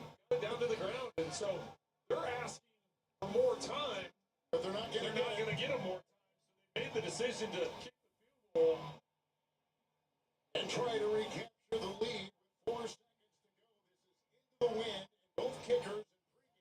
Yeah, it's into a win, but it's like a 10-yard field goal. One, but nonetheless.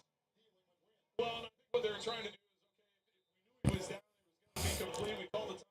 We give a few more seconds, then maybe they can take a shot to the end zone. But without them getting any time back, this is really the only choice you have. Matt Gay elevated again off the practice squad. Second game for the injured. Oh, he almost shanked it. It went in, though.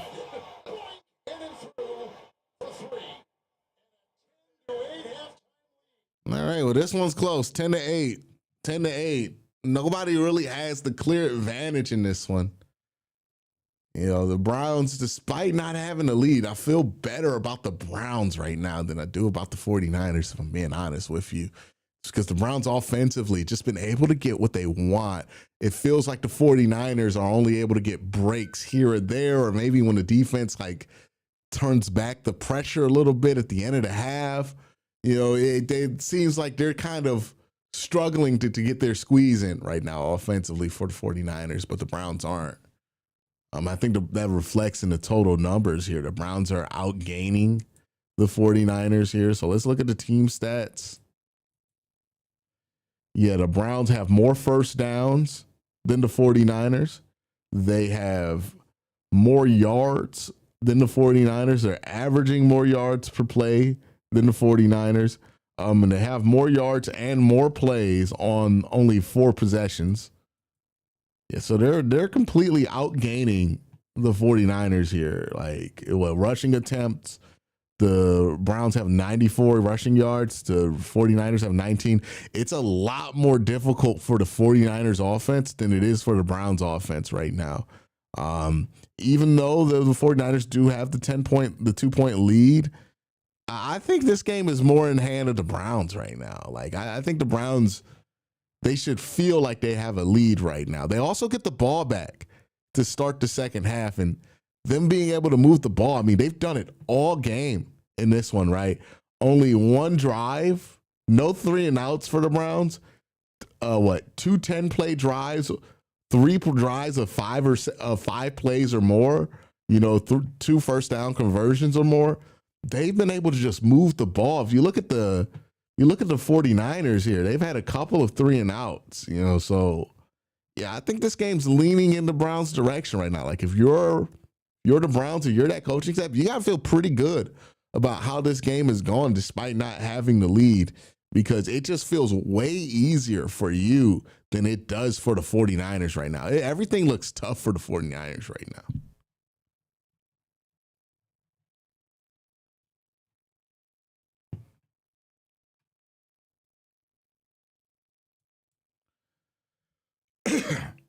Yeah, they would probably have the lead here if they if they were able to kick the field goal at the end of that drive. They got them all the way, I think, to the 30, and then they got the penalty plus the sack.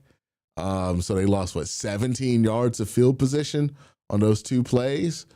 And they probably would have been able to kick a field goal. It's not a guarantee that field goal would have went in. It would have been pretty long and dealing with a lot of wind. Not even a guarantee they kick it, but still, you want to try that opportunity at the very least. They didn't get to try it. Maybe that give them a 1-point lead going in half. But honestly, I don't think the halftime lead matters right now. Like, the Browns get the ball at their halftime. They've been able to move the ball. this thing is leaning in their direction right now. You know what I mean? Like, regardless of whether the lead's in their hands or not, this game is leaning in their direction. They're just having more success on offense than the 49ers are, you know?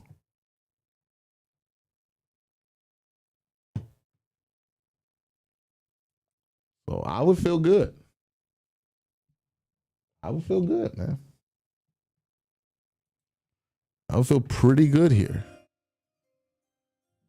Be nice. We'll be up if the special teams didn't give up that return. Hey, look, shit happens in a football game, man.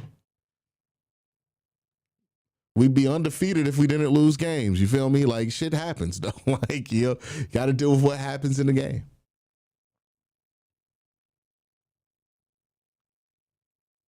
So, you know, if you're the Browns, what matters is not that you have the lead at halftime. You don't get a record based on what the lead is at halftime.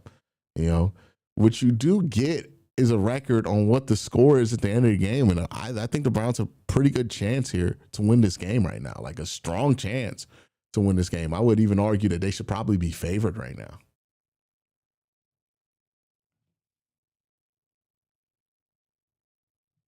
They're like, if we're talking about who's playing better football, the Browns are playing better football in the first half. Now, again, the 49ers can change that in the second half, come out with a game plan that completely stifles the Browns offense, and shit looks real different. You know what I mean? But right now, first half, they're doing a good job. By the way, if you haven't, make sure you hit that like button. And if you're not subscribed, make sure you hit that subscribe button. Join the community. We talk about Browns 24/7, 3 videos a day on the weekdays, 2 videos on the weekends. Make sure you check it out. I tend to think, me personally, I'm biased, but I think I offer pretty good Browns coverage. So if you're interested in Browns coverage, make sure you check that out. If you're also interested in Cavs coverage, I also cover the Cleveland Cavaliers on my Cavs Burners channel. So make sure you go and seek those out if you're interested in that. Cavs play at 6 o'clock today?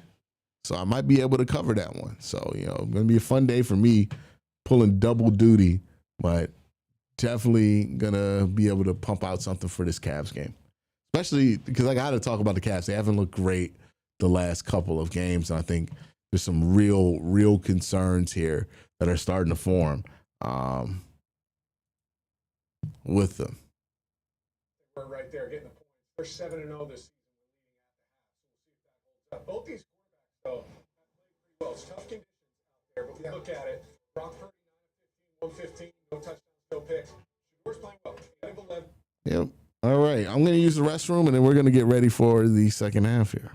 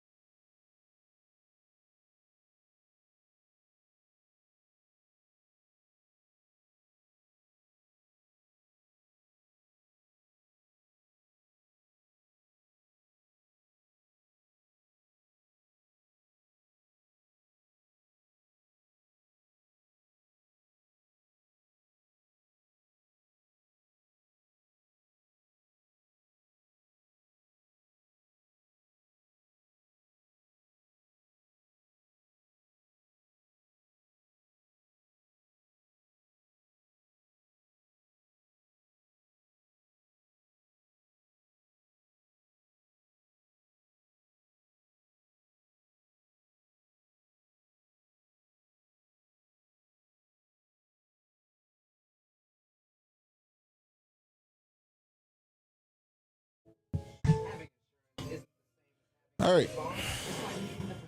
Let me catch up on some super chats. Sammy Football, the team looks to be behind Kevin. I don't think they'll make any coaching changes unless something crazy happens. Yeah, we'll see. I mean, if they rally and win a couple of games down the stretch here, then they're not going to make a coaching change, right? As much as some people might or might not want to do it. And honestly, like, you know, the way they've looked today, it's like, okay, this is what we thought Kevin could look like, you know? Maybe he's figured out something with having Tommy Rees call the plays, and that takes some responsibility off of him, and that gets him to the place he needs to you know, be able to work his magic, right? You know, maybe he figured out something there with that. It's been a good combination, you know. Well, not a good combination. It's been a better combination than what they had to start to see. Let me go ahead here. Earn supers. All right. So appreciate the super chat, Sammy Football. Be nice with the super chat. Oh yeah, we'll be up if okay, so I didn't miss any. Cool. Appreciate everybody who is super chatting, by the way. Yeah. Yeah, so far so good. So far so good. You know, I'm pretty happy with what I'm seeing out of Shador. I'm pretty happy with what I'm seeing out the offense structure wise. You know, I was as pessimistic as it comes about this offensive structure thing, right? But it looks better. It looks better especially this week. This is probably the most encouraged I've been about the offense all year. And credit goes to Shador, credit goes to the run game, credit goes to Kevin, credit goes to Tommy Rees, right? You know, I thought this is the best the offenses look structure-wise all year. Obviously, it's not the best they produced, only 8 points in the first half, but the conditions, you know, are what they are right now. So you get why it hasn't been a high-scoring game. Browns getting the ball back here. It looks like they're going to get a return off. 26, 27-yard return here. All right. Coach of the Browns, Kevin Stefanski. Coach, how would you evaluate Shador's command of the offense in that first half? Yeah, he's doing a good job. We obviously a couple times we stumped our toe a little bit there, but he's got good command of the offense. Obviously, he needs to continue to do his job. Much appreciate it. All right, here comes Sanders. Here All right, 1st and 10 here. Another handoff to Judkins, and Judkins finds a way to get another 5-6 yards.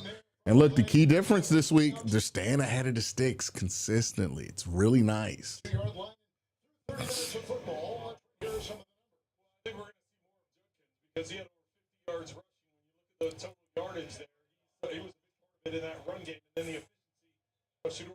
A lot of San Francisco's yardage came at the end of the half on that final drive to get the field goal to take the lead. Nice cutback lane, and he tried to win it all there.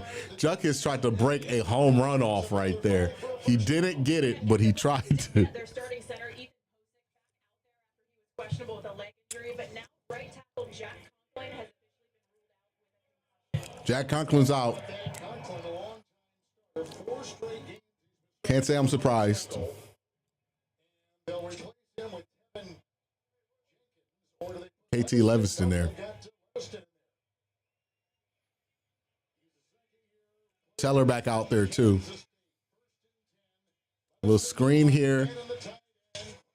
Faden breaks the tackle and somehow gets North there. Dude. I mean, that was DOA. Well, and I talked to you earlier in the game about Christian McCaffrey being the most missed tackles. Well, guess who's second? Fan it is. Pretty unbelievable for a rookie tight end to be the second most forced to miss tackles in the NFL, but that time there he gets out of 2 guys and is able to make a positive yardage. Their tight end room with the Browns may be stronger than their wide receiver room. Really, if you look at the running back room as well, but their tight ends with Njoku and Fannin is 2 formidable tight ends that can push it up the field and good in the run game as well. Oh, jeez. I ain't never seen Judkins get hit like that. That's probably the first time in Judkins' life he's been hit like that. Upset with himself that he let a couple plays ago. He took it out on Judkins. My goodness, just levels him. First off, throw the guard away, and then just no doubt about bringing him Excellent job by Keon White. 3rd and 7 here. Let's convert this. Sampson, the rookie running back at the bottom of your screen. 9 and 12 through the air. 3rd down and 7. Robinson the block. That's fine. They were going for Fanning. Checked it down. Collision. That's fine. For the 49. All right, punt it. Now it is 4th down, and here comes the Cleveland unit. Robert Saleh dialed it up well on that series. Yeah, Ray Rags.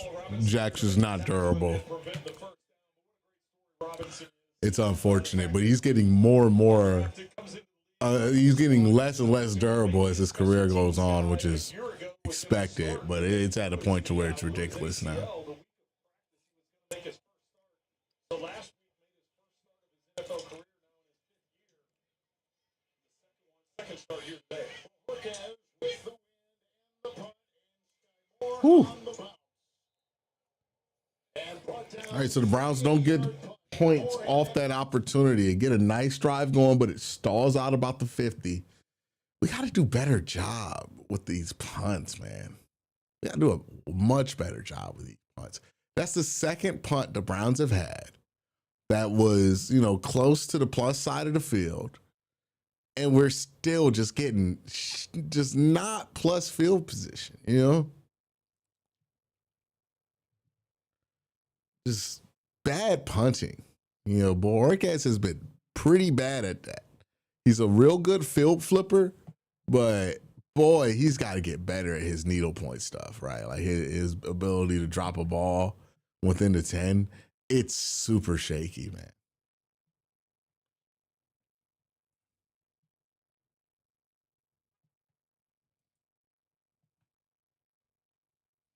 It's super shaky.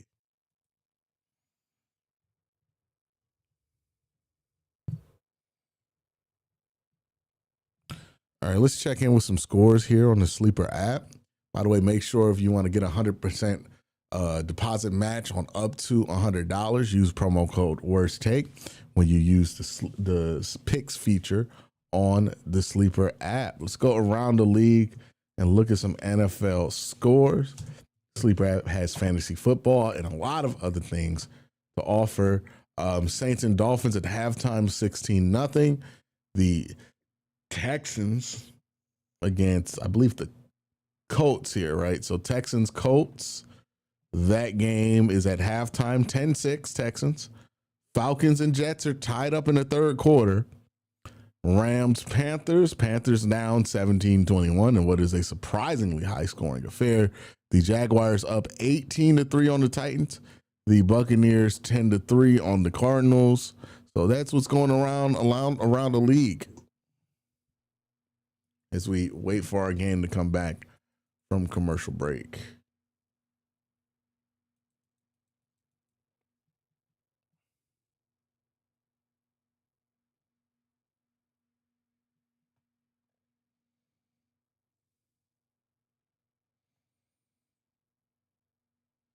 All right, looks like we're going to be back soon to this game.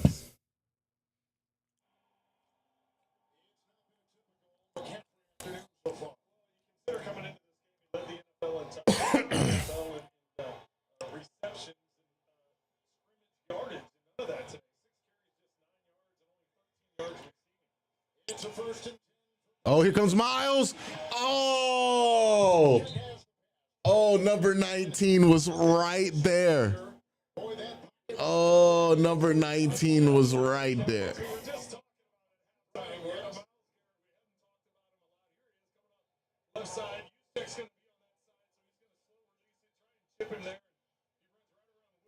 Oh.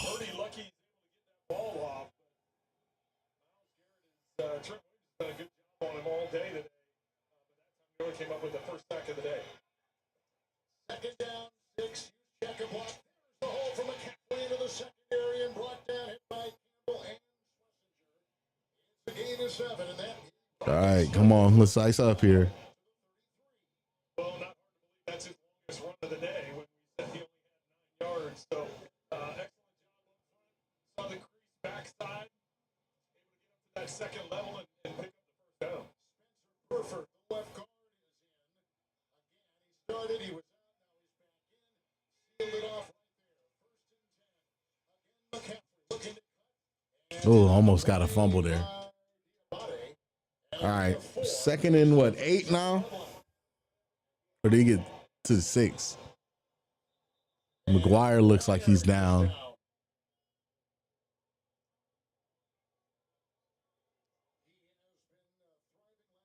Games. Pick out of Missouri a couple of years ago, Isaiah McGuire. This is the defense which is not 30 today, 42 on the season, second most in the NFL, 10 sacks last week. Now the Browns are low on depth here, right? Aiden Huntington's been playing some edge. He's not in this game. Alex Wright is the starter usually. He's not in this game. So they lose Isaiah McGuire. They're down to Cam Thomas at edge and Myles Garrett. Yeah, so losing him, hopefully they don't lose him for an extended period of time because they're really thin on edge right now. As the war of attrition has gotten to that specific position.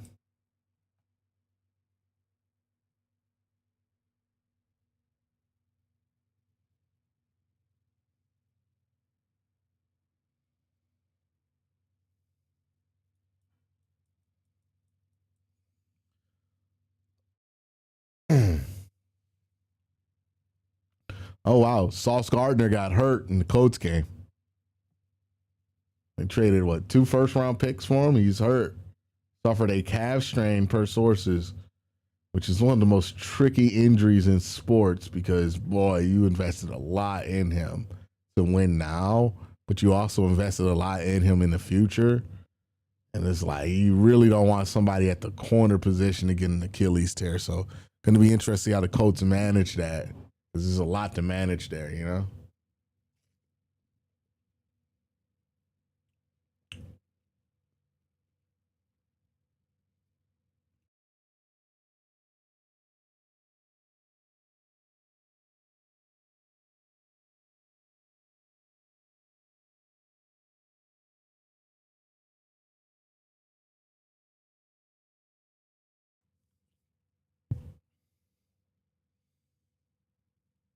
All right, let's get back to the game here.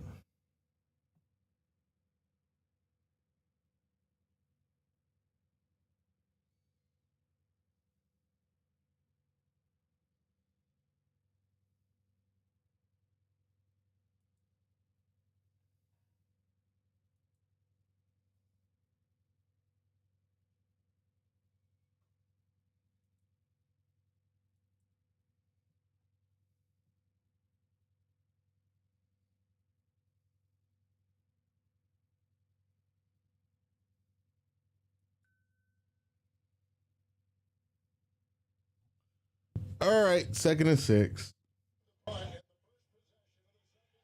Oh, well, we got a couple close calls with Miles here where he could get number 19. Brock Purdy is trying like hell not to give up number 19 to Miles. Well, he went to the other side that time. They like moving him around, so this time matched up on Mooney. It looks like it gets him out in space, or at least Mooney tried getting over there late.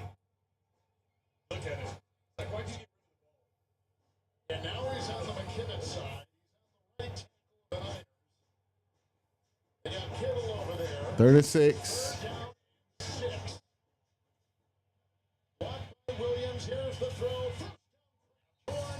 I don't think the Browns have gotten a sack all game after their 10-sack performance. I don't think they have one yet. And the 49ers are rocking here offensively as they found their rhythm. The Browns are in the danger zone right now.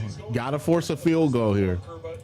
Incredible job by Jennings to fight back for the ball as Purdy had to drive that into the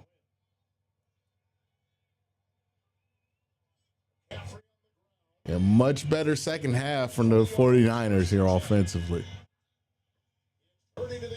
Little bit of pressure, quick throw there, nothing going. It's going to be a penalty on the play. Wonder what the flag's going to be. Yeah, that's going to be ineligible. Hopefully that stalls this drive out for the 49ers.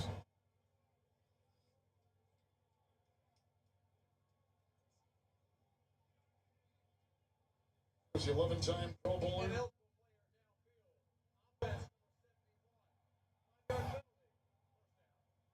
Thing is, he thinks of himself as a receiver and a tight end. He's so versatile. Let's go to Adam Shine. Kevin Trent, how about this? 4th and 3. Bryce Young to Jalen Coker. 33 yards for the score. It's 24-21. Panthers leading the Rams. We'll have third back to you. This was not the Carolina team we saw Monday in Santa Clara for sure. Second and 15. Pressure up the middle, and the Browns almost get their first sack of the day. They won't get it, and it's out of bounds. Their first sack of the day is just eluding them. You get it and you take it, right? 10 sacks in one game. Now we're in the third quarter, deep into it. Haven't had one sack yet. Pressure's been there all game. Just haven't been able to make the play.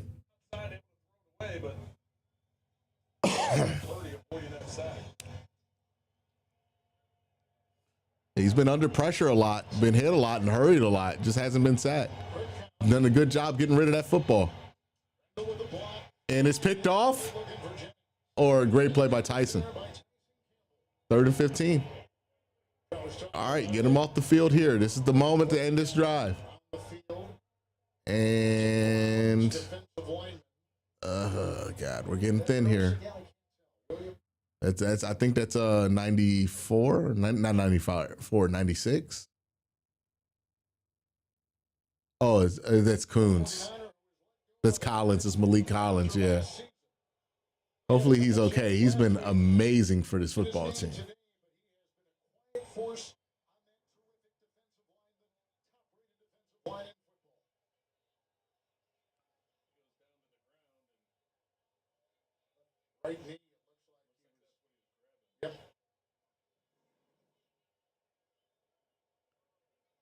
Hopefully it's nothing crazy. He's holding his ankles. I think it's his hamstring. Yeah, I think it's hamstring.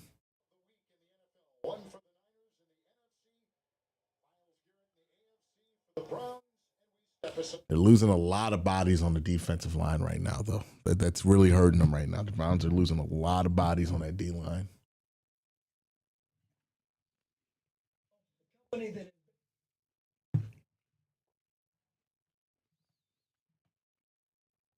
I know Shelby Harris has been in and out the game. They lost Isaiah McGuire earlier in the drive. Malik Collins, I mean, that's another starter there. It's a lot of bodies, right? Already came into the game without Aiden Huntington. You know, already came into the game without Alex Wright. This is starting to pile up there.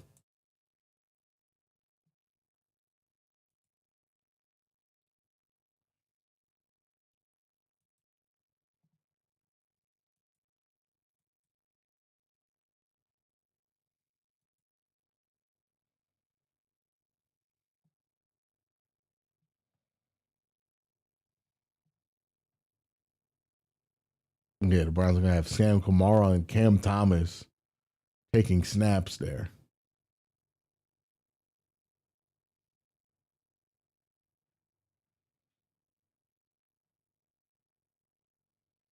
So, yeah, the defensive line is starting to get thinned out here for the Browns.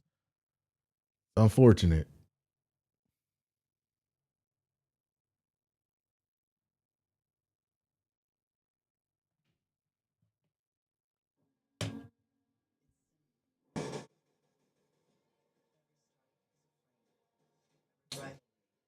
Okay. Got to get off the field here on 3rd and 15 and score.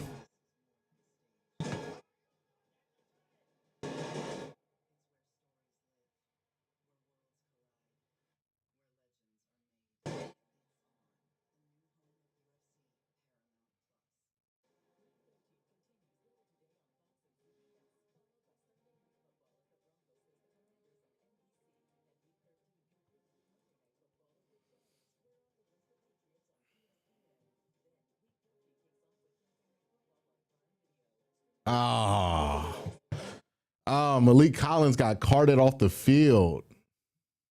I think it's a hamstring injury. On that right leg, they take him off. 3rd and 15. Purdy, messy pocket. Here he goes. Chased by Just don't touch him. Oh, no. They needed the Cleveland 46.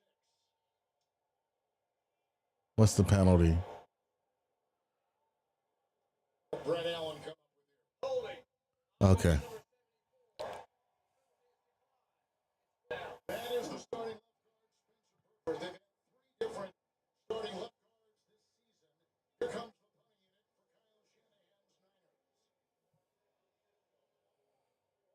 the punting unit for Kyle Shanahan's Niners. Ooh, could have been hands to the face from on Shelby Harris there. Twisted by soon as you see the shoulders turn like that, it's an indicator for the officials. Armstead the punt. At about the 17-yard line, this is into the wind, and the wind is here. You can see the Oh, God. it's an adventure. Every time they punted, kicked to the Why jump at that like that? Just let it fucking drop. You can let it drop. It's not a kickoff return. The ball's not live until you touch it. Like, oh, goodness. That's what happens when you have a rookie returning kicks. You get shit like that. Ugh. All right. Let's calm the fuck down here. Let's score some points. Let's normalize this game. It's gotten a little weird here to start the third. Not gonna lie. Gotten a little weird here. Let's normalize this game. Let's get a little normal here.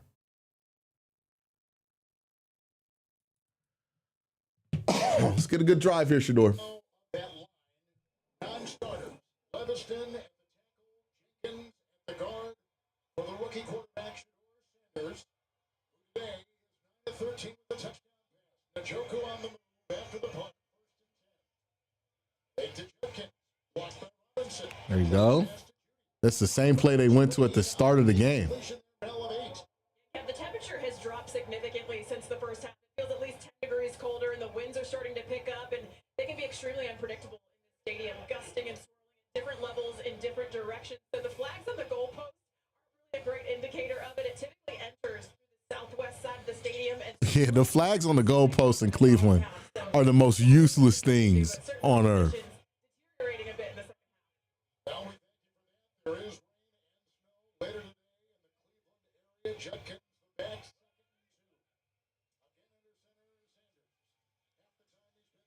Ah, second up, and third and short. Jack was at the bottom of that pile. A gain of a yard, 3rd and 1. The field is the end of the field that the Browns are in right now. It's where the field goal hit the upright at the end of the first half. It's where that punt was nearly dropped. So that end of the field definitely is causing more concern as far as the swirling winds are concerned.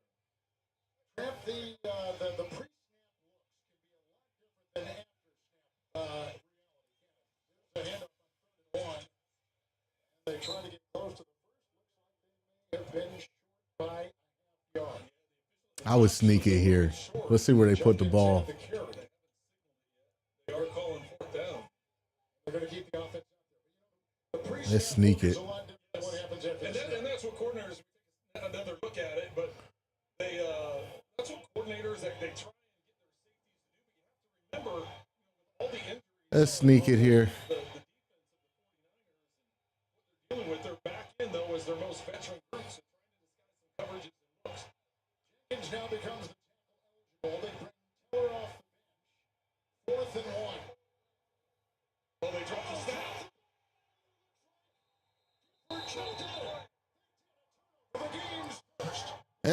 Yeah, I understand what they're doing there. The execution just has to be better, man. Amazing how fast Njoku has fallen off. They're just not even going to Njoku. Like, the few times they've gone to him in the season, he's been fine. But they just favor Fannin over him. Now, speaking of, Fannin makes the big mistake there, drops the ball. I mean, like, look, bring your tight end to do a quarterback sneak. It's very normal. Like, especially when you have a quarterback in there who hasn't done it a lot, not a lot of comfort doing it. Okay, cool. You're bringing the tight end to do it. the tight end's got to secure the snap there. I mean, that's just all on 44 to secure the snap, right? Like that's his fault. Gotta secure the snap. Can't have that mistake happen there, you know? Yeah, everybody thought the play call was fine before it, right? Go for the quarterback sneak there. It's 4th and a couple of inches. Keep the drive going. Looks like the 49ers are gaining some momentum, like try to stuff them out. Gotta hang on to that ball there if you're a Hell fan, right? Like you can't get butterfingers there. You just can't.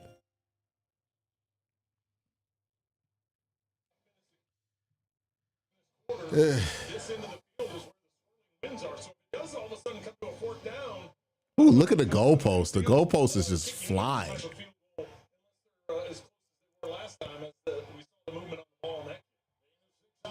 Second down 4.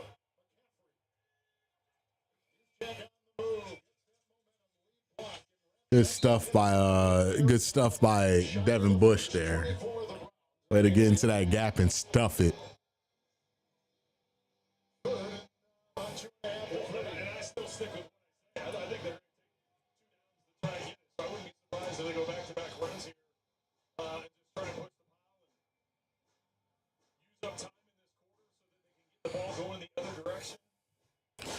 Third and 3.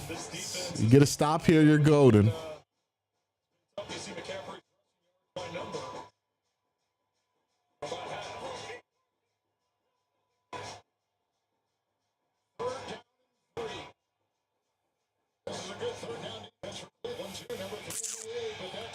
Damn. All right. Now shit's going to get tough. Got to hold them to a field goal here. It looked like they moved a little early, but they ain't been calling that all year. There's a little bit of roll to that as he's coming out of his stance.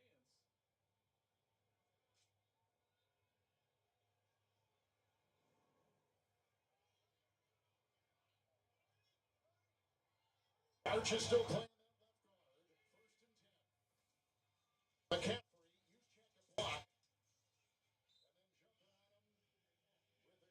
You hold them to a field goal here, you're fine. Right, you got the 2-point conversion in the first half. So you hold them to a field goal here, you're still fine. That's what the Browns were mad about. Down conversion. Second down and 9. Cleveland fumbled off.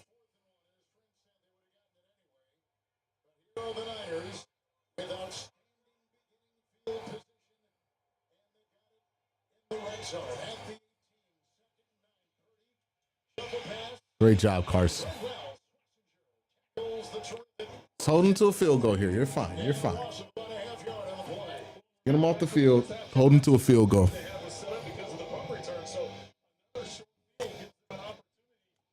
Points on the board. Right now, the 49ers sitting at 172 yards of offense. They have the lead, and they're inside the 20. The Browns like to play man coverage, so let's see what they dial up here. Into this third down defense, 5 in the NFL of Cleveland. Number 1 in the NFL in man coverage, and see if they put how many guys in the line of scrimmage. In the back. Oh, Mason pressure. You got to make a stand here. You got to make a stand here. They get him in zone, and they get the reaction of the linebackers, and Kittle just sneaks out into the middle of the zone. Watson, he's going to release inside. Both linebackers come up. So he sneaks behind it, hits that corner route, and Purdy's able to put it right on his body so he can protect himself and get it down inside the 5. First and goal. Oh, shit. Woo! Woo! Who tripped them up back there? That was this close to scoring. I know Williams is 37 years old. He's been in the league a long time, but you see him pull on that? He looks 27. It's pretty impressive the way he's been able to get out in space and lead that. Obviously, the defense did a great job of reacting. Just the athleticism and what he's able to do. Be a great time for Miles to get his first sack of the game. Oh, TFL. All right, 3rd and goal. I feel like you think the 49ers got to kick the field goal, right? They got to kick the field goal here. Even I don't know. I think they might go for it here on the 4th down. On the Browns' red zone defense is coming into this game a little over 50%, 7th in the league in red zone defense. But this San Francisco offense has been outstanding in the red zone the last 7 games.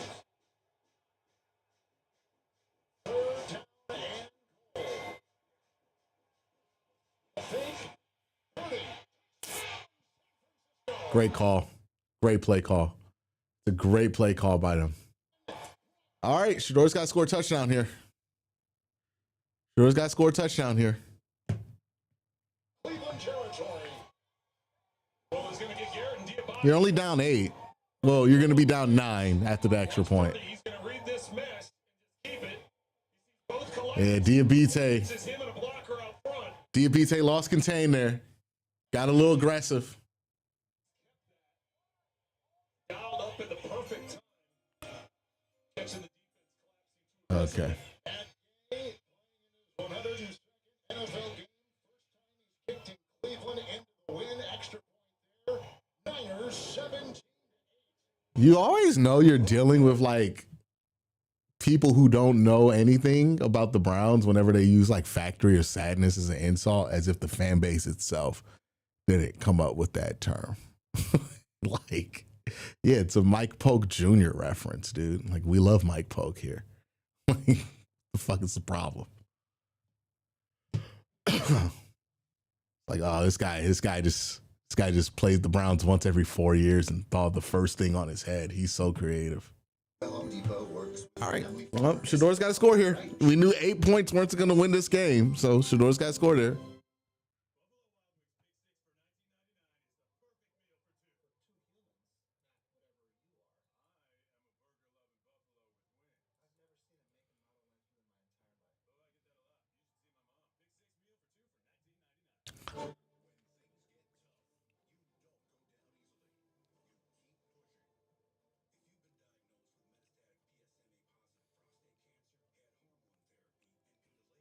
Kyle had that dialed up pretty well there, though. Great play call.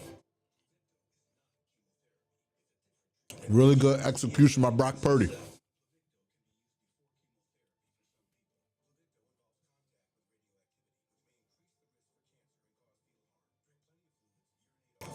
Yeah, I'm not really upset about going for it on 4th down there. I mean, it was like 3 inches. You're thinking the quarterback sneak's going to easily get by there. You could let hindsight be 20/20 because they didn't convert it and be like, oh, yeah, I would have never done that. It was risky, but, you know, at that point, if you punt the ball back to the 49ers, you're going to give them the ball in plus territory anyways. So we're talking about a difference of like 30, 40 yards of field position, right? Which is significant, but I would rather risk that 30, 40 yards in that situation to try to get a conversion when you've really needed to get some offense going in the second half. So I don't mind the decision there. I think quarterback sneak's what we all expected. You know, it was only 3 inches there that they needed to get. Just got to execute the play call. You know what I mean? got to get the snap, got to get underneath the center, got to push, right? And try to create a lane for yourself to get that few inches there. There was a 14-yard pass to Kittle on that drive. Yeah, so I'm not really upset at the play call. I mean, it's real easy to be hindsight 20/20 here and be upset at it, but I thought it made sense at the time. You know, you just got to execute. Good Lord. Oh boy. Oh boy, we're starting to goof. We're starting to goof. I think what Corley was trying to do. So I don't know what Corley was trying to do. Because you're about to get 45 yards there. That's a huge mistake, yeah. Yeah, you're going to get the ball at the 40 if you just let it go out of bounds because it's going to be an illegal kick, illegal procedure. A huge mistake there. I mean, mental errors right now for this team. So instead of getting the ball at the 40, you're getting the ball all the way back here at the 7. Again, mental errors have cost you points in this game. You get the illegal procedure penalty early in the game that costs you 5 yards. Shedeur takes a 13-yard sack right after that. That costs you an opportunity to get 3 points to take the lead into halftime. We fast forward into the second half. Going forward on a 4th and 1, fumble the snap. That costs you an opportunity to convert. Now Malachi Corley with another mental mistake to add to the list here, putting the Browns at the 5 when they should be at the 40. And Jenkins, nice play coming. No gain on the play. Second down, 10. Don't miss the drama that critics are calling your new CBS obsession. And Trey Green does as well. Sheriff Country returns all new. What are these shots that they're going to? CBS. Well, what a tackle by Mustafa reading the gap. He was the only one, met him in the hole and was able to make the tackle. Right. Let's be smart here. Let's not turn this into a bigger mistake. Minute now going in this direction for the Browns offense. 65 yards rushing. Hey. The block. Complete. Judy was over there. In the vicinity. Out of bounds to go. 3rd and 10. Cannot play around with the ball back there. Hey, they're gonna run this shit. I think that made them nervous. I think they're gonna call a run here and just punt. I think what Shedeur did there made him a little nervous there.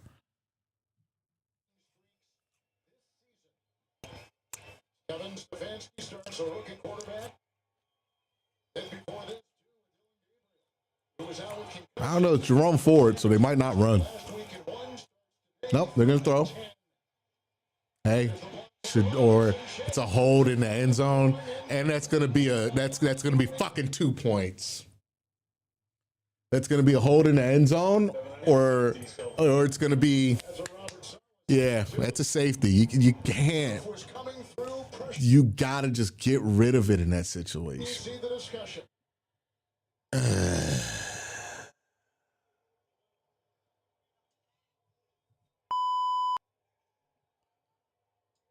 Yeah. Is that in the end zone? If that's in the end zone, it's a safety. Hopefully it's not. Okay, Salah looks pissed. That should be 2. Robert Saleh, the third Are they gonna call it grounding? of the Niners. Head coach with the Jets. He's got this team It looks like they're waiting to get a grounding call. well. If it's the block against Keon White on the left side, the block is initiated outside of the goal line.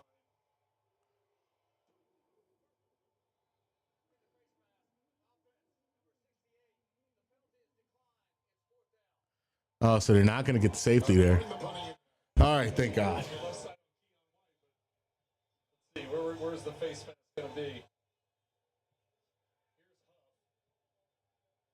I thought the hold happened right up there. That's where they threw it. And Bohorquez will be out there. Got away with one. Hey, Malachi Corley cannot make that mistake there. You don't want to compound it by holding on to the ball in the end zone if you're Shedeur. Right. All right, Bohorquez can flip the field, though. Let's see if he can do it here. Down the third quarter here. It's windy. It's going to be a tough punt. This shit ain't going in. Oh, boy. All right, well, at least they're not in field goal range to start. Ben McMillan. A 44-yard punt with a 4-yard reach. Yeah, I felt pretty good about the Browns' chance to win this game going into halftime, and just every drive by drive, I feel worse about it. Yeah. And they'll take on number 25, Indiana, with Baylor and Memphis closing out the day of college basketball. We'll see you Saturday on CBS and streaming on Paramount+. Great field position for the Niners.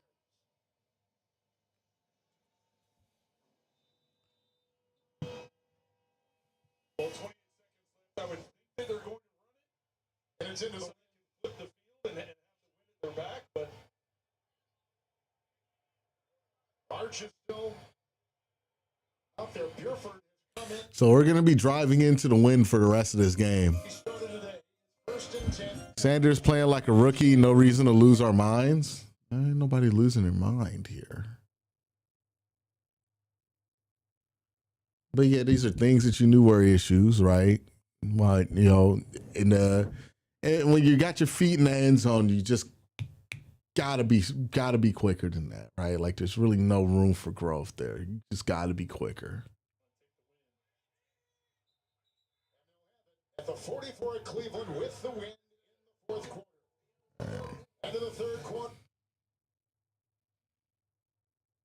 All right, man. Hasn't been great football for the Browns in the second half of this game. First half, they were playing pretty good football. I would say better football than the 49ers. But second half, yeah, ain't been what it's needed to be at all.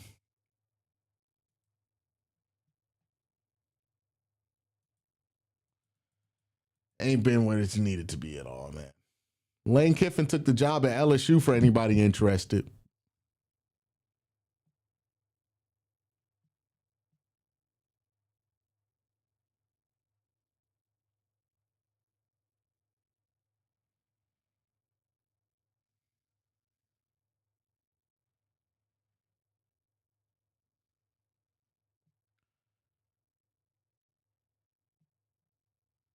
Wow, he took that job before the playoffs, so he's not even going to be coaching for the playoffs.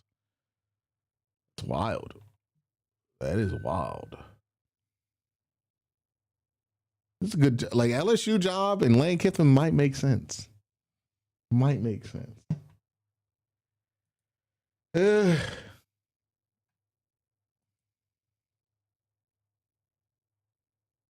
Why are y'all arguing about Kevin Stefanski?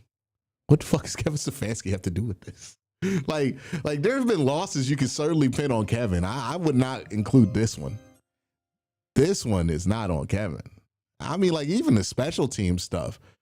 I'm sorry, like I can't blame what Malachi Corley did on the fucking special teams coach. Are you kidding me?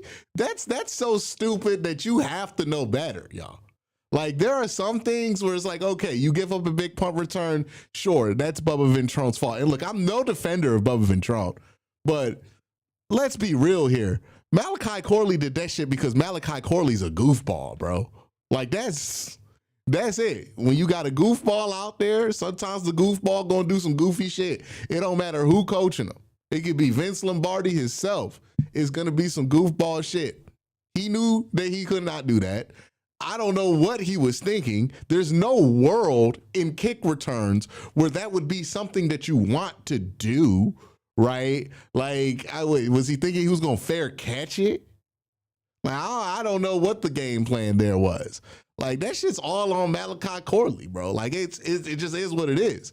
The man fucked up. Like, I don't know what to tell you. I'm not about to sit here and be like, Bubba Ventrone should teach him not to do that. Bruh, Malachi Corley is an adult. He should know better than to do that. Everybody watching the game knew better than to do that. Like, what do you mean? I'm pretty sure Bubba told him not to do it. And even if Bubba didn't tell him, this is not something you have to tell a professional not to do. The man just goofed because he's a goofball. Defense needs to make a big play or it's over.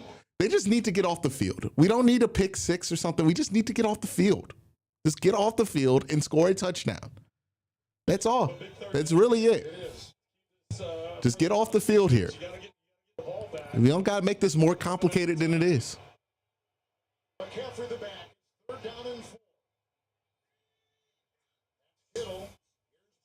Myles Garrett, sack number 19. Right on time. Let's get off the field here. Good job.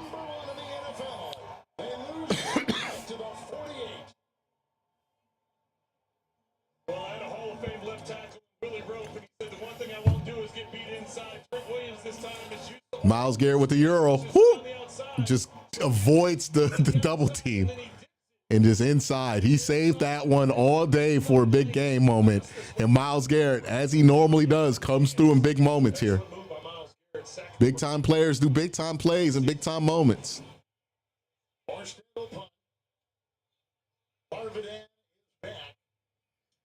Let's just be smart here. Good Lord. Yeah, you got to catch the fucking punt, man. Coach can't catch the punt for you, dog.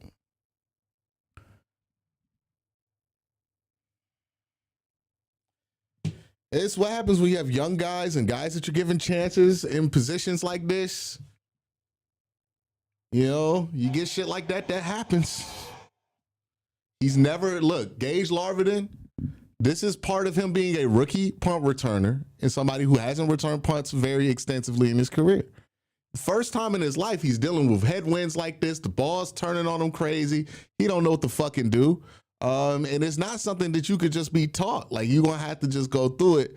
This is part of having a young football team, man. Like, I'm not saying it's a good thing. It's just, this is what you deal with. When you have a lot of rookies and a lot of key positions, you're going to have fuck-ups. You know what I mean? Harold Faden fucking up the snap. It's just going to happen, right? You're relying on a lot of inexperienced guys, and you're going up against a very experienced unit. It's very tough, you know?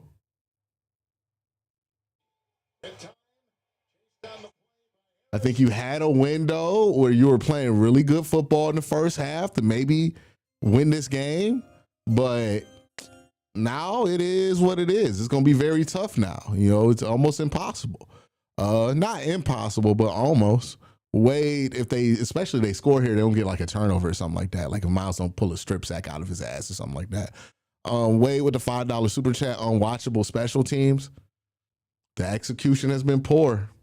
Like, I think the one return you could blame on Bubba, and everybody wants to fire Bubba.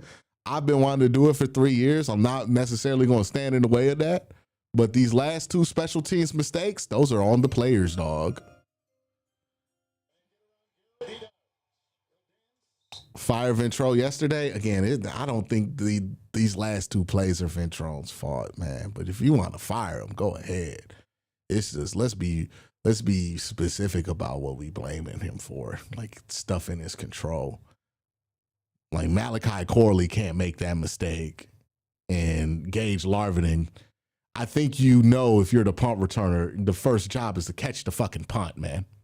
Like, you can't drop the fucking punt. He's been playing with fire all day with how he's been trying to go at these punts. Miles would be a terrible D-line coach, would teach the two-step teleport.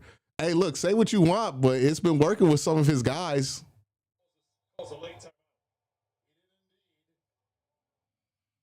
But thank you, Christian, for the super chat. Yeah, man, terrible execution on special teams.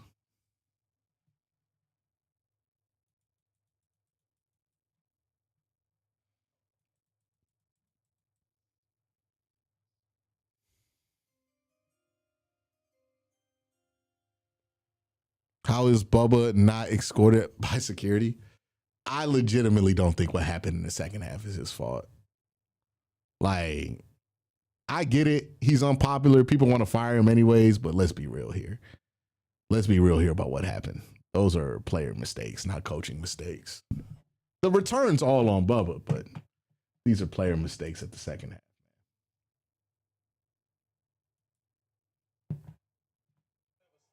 Like, someone gonna find a way to blame Kevin, Barry, Baker Mayfield for dropping that punt. I think there's some reasonable blame you could throw on like Andrew Barry, because he's throwing these young guys out there. Like, the plan is to play a lot of young guys. And when you play a lot of young guys, this is going to be what happens. But realistically, I don't think it, like, the Browns season wasn't really, they were 3-8 coming into this game. So, like, are you going to fire somebody because you went from 3-8 to 3-9? Probably fucking not. You know? This is where you is. It's just where you're at, bro. Defensive line is getting thinned out here, man. They are getting thinned out here, unfortunately.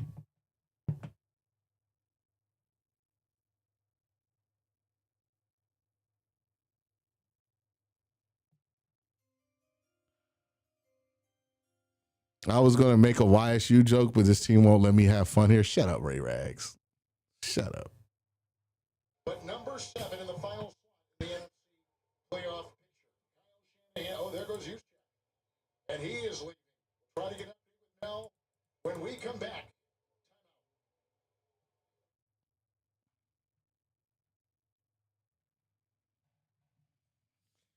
Yeah, this is the result. I mean, like I know people are like, well, he's the one who put Gage Larvin out there, but it's like, yo, he didn't want to put Gage Larvin out there. He wanted to play DeAndre Carter for the longest, and people were pissed at him for it. You know what I mean? Like, I just don't think the second half is his fault. If, again, you want to fire Bubba Ventrone, I don't give a shit. I'm just saying, like, I'm not going to sit here and blame a man when it clearly, like, this isn't the stuff that I blame him for. I blame him for other stuff that I think has been fireable for 3 years now. But this right here, somebody dropping a punt, we usually blame that on the fucking player. Like, I don't know what to tell you. A mistake like Malachi Corley, we usually blame that on the player, man. They want to fire him at the end of the year. I'm not going to shed a tear. It's just, you know, I'm not about to sit here and act like this is his fault in the second half when it ain't been his fault. Watching the Browns actually makes me lose my appetite, not even angry, just sad. I don't know why you're this sad at this point in the season. Like, again, man, like if we were playing for something and this shit were happening, I would get it. But, you know, they were expected to lose this game. You know, it would only have been a benefit if we would have won. You know, maybe it's just a short thing made you think we could make an impossible run and get to the playoffs or something like that. But realistically, I thought that this was going to be a very tough one for them to get. You know, especially when the weather came in, I thought that the 49ers would be better equipped for that. Ray Rag says, F it, I'll do it. How do you blow a 35-7 halftime lead? When did you think it was really? Hey, man, I'm not going to talk about it. Don't ask me about YSU right now. I am not talking about it. We are not talking about it.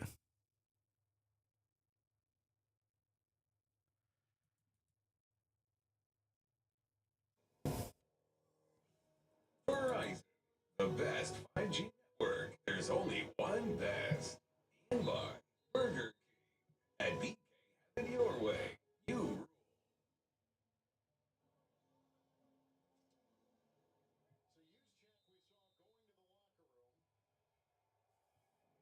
Two tight ends in there. First and goal. Rib injury. We're told for you check.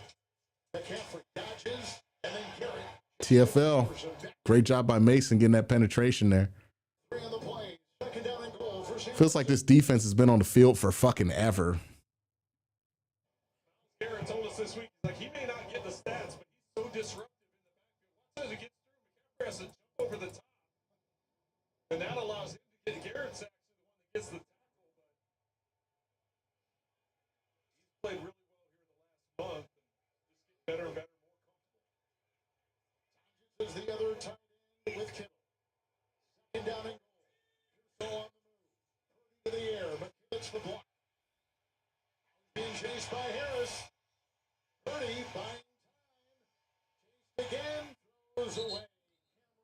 Brock Purdy got massacred by Perion Winfrey when he was at Iowa State on a play very similar to that. I wonder if he had flashbacks on that play because he set himself up here. If Miles doesn't fall on the ground on this rep here, I think he sets himself up to be pretty easily smacked here right there, but does a good job of avoiding that contact. It's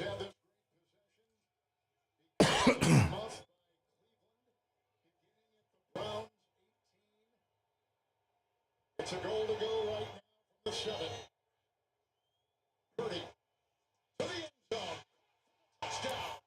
Yeah, no, you can't give them this many short fields, man. Special teams as a unit have been fucking up all day.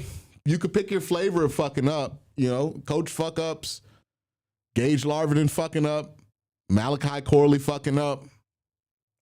It's been a souffle of, you know, it's been a souffle of shit. Special teams not playing well. Offense showing some promise in the first half. Not really finishing drives, but showing some promise. Second half, and nothing really there. So, you know, it's tough. It's tough. You can't put all of this on the defense, man, if you're the Browns. Like, it's too much pressure that they're putting weekly on the defense to be able to bail them out of every single negative situation they get into, man. It's ridiculous.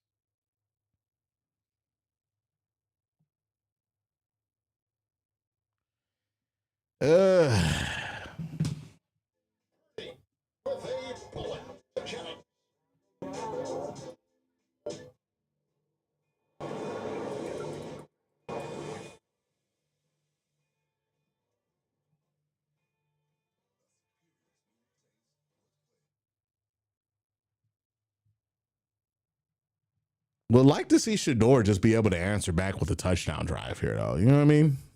Just for development's sake. I don't know if it's going to put the Browns in a position to win the game, but, you know, he's going to have to make some chunk plays.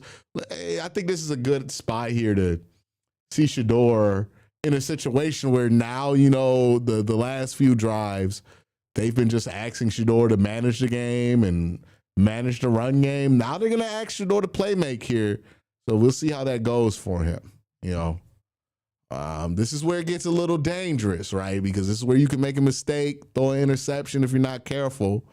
But they're going to ask Shedeur to play make here. Interested to see how that goes. You know, with 11 minutes left, if they can get a quick score, they could be right back in this game with the 2-point conversion.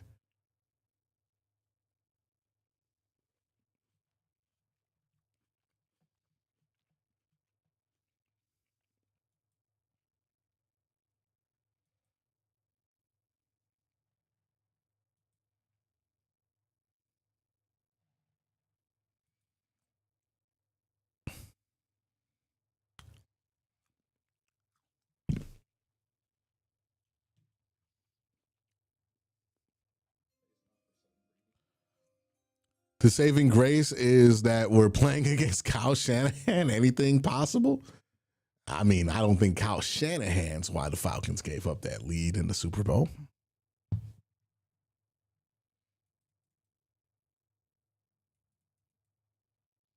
But, you know, Shedeur's going to have to play make here. It's going to be a nice opportunity to see if he can make some smart decisions or if he gets a little, if he falls, like you just don't want to see Shedeur fall into his old habits here, right? Like play make, but also try to build on what you've been doing all game, which has been pretty good.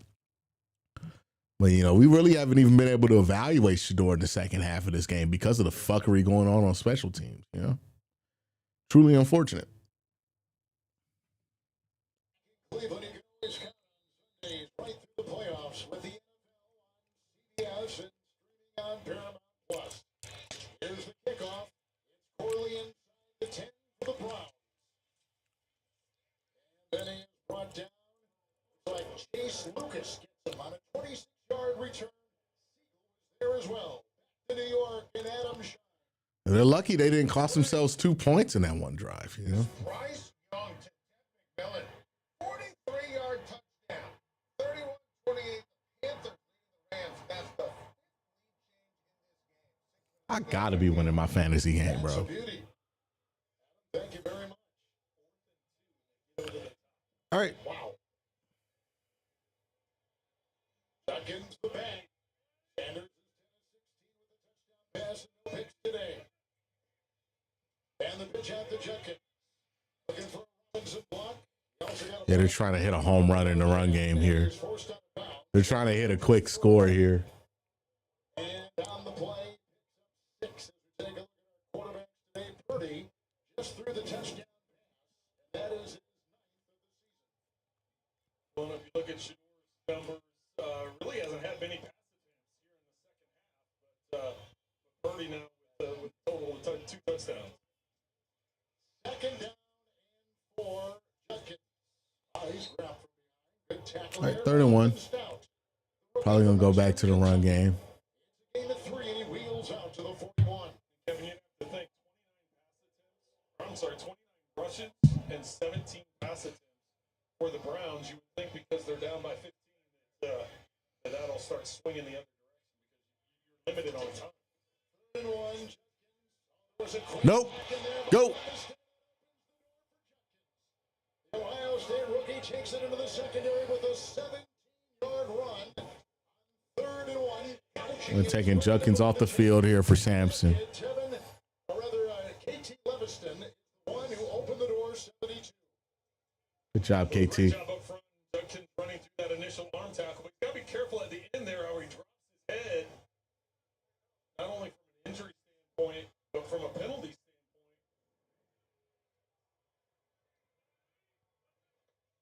standpoint. First down and 10. Ford with the no pressure. Now it comes. Time, didn't he? We put the special on special teams, and Sanders just got hurt.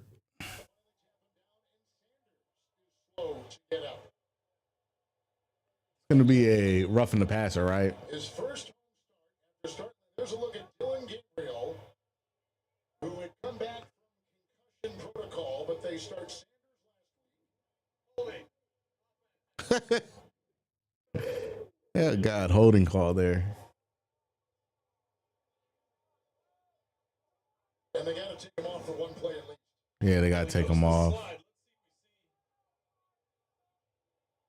That right ankle, maybe? That right ankle, the cleat's kind of stuck in the grass. So I don't know if that's kind of what he was flexing when he got up. That right leg. So Yeah. I don't know if that little Yeah, he slid and scuffed his foot. falling on top of the leg. So here is Dylan Gabriel in the game, the rookie out of This is fucked up, by the way. People are just booing this guy for existing. Like, Shador got hurt, and you're booing the fucking guy for coming in as the backup. They brought in Sanders, now Gabriel back. This is dickhead behavior at the stadium.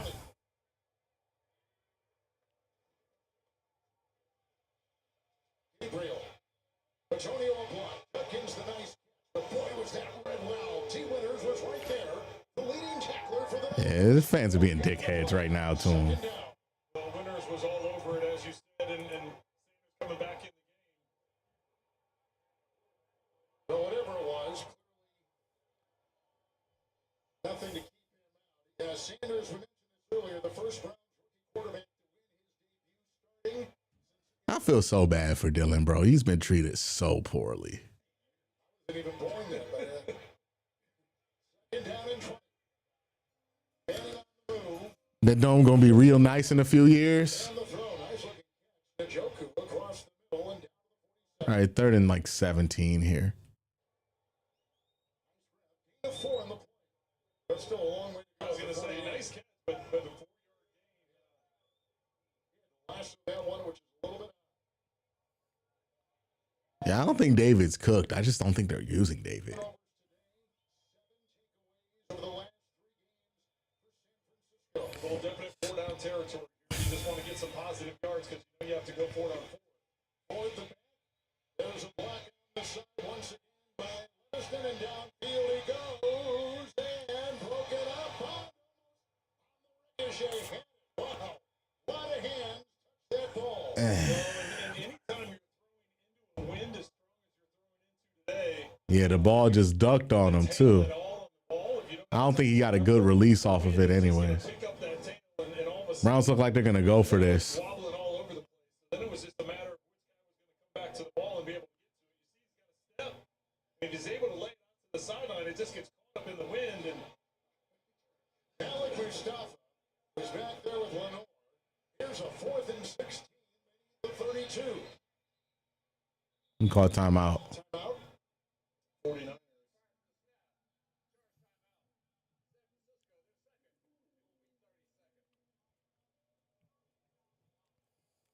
Yeah, I mean, at this point, the Browns don't score a touchdown here. They're not going to even have a chance to win the game, so it makes sense to go for it.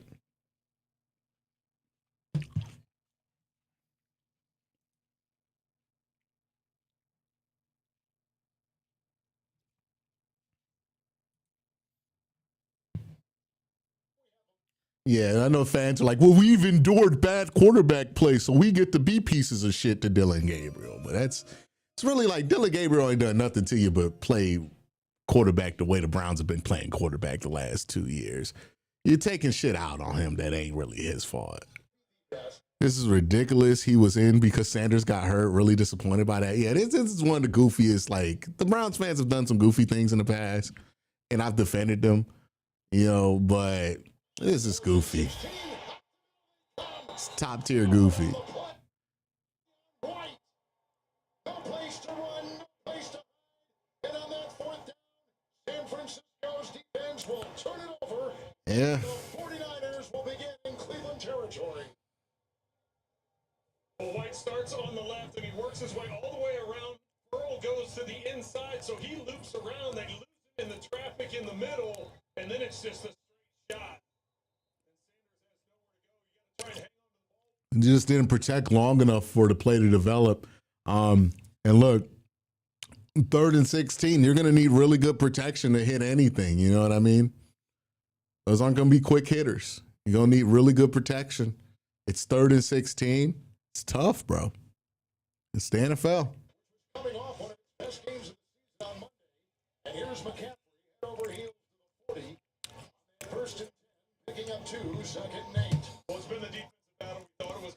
We knew the weather would have some impact on it as well. But right now, both teams a little bit over 200 yards of total offense. It's just been one of those kind of grinding out games, and the biggest mistakes is going to open the window. So the special teams play of the 49ers has been the big difference with the field position.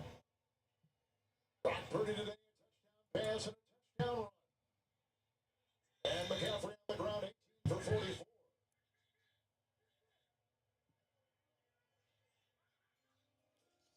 Cleveland sports equals pathetic. Okay. Bush over there. And Thank you for giving me $10 to ignore you. stay tuned for the NFL Today update delivered by Little Caesars. And permitted. 3rd and 7 here. NFL scores and highlights on this post-Thanksgiving Day Sunday. 3rd and 7. I don't see him doing anything too aggressive here on 3rd and 7. Take a chance of a sack fumble, maybe a quick throw to the outside, maybe something even a screen or a shuffle pass, and Williams moves early. Yeah, Myles Garrett got greedy. Back even more. Oh, Williams moved early. Cool. Neat. Time Pro Bowler Trent Williams started every game this season. And we're talking to Myles Garrett about him the other day. He's invented moves on how to keep you away from that quarterback over his long career. It's been incredible what he's done. And the athleticism and the dominance that he's had throughout his career. I will say this, though. It has not been one of his best games. He's facing the best defensive line in the NFL. He's allowed 8 pressures today. Tied for the second most allowed by him since 2018.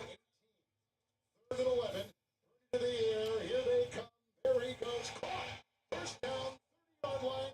It's Jennings again. Schlesinger makes the tackle. Yep. 3rd and 11. Purdy. Hey, they dominated the second half, man. 49ers dominated the second half. I thought the Browns were playing a little bit better in the first half. They dominated the second half. Got to give them their credit, man. 49ers just a better team today. Just a better football team today. Obviously, the Browns' special teams mistakes aided to this a lot. But, I mean, that's why the Browns aren't the better team. They make special teams mistakes. They make errors like this, you know. They're still not fully baked, you know. When the 49ers have needed to have it too, 3rd down, need to have it situations, Brock Purdy's been money for him, you know what I mean? So you got to give credit where credit's due there.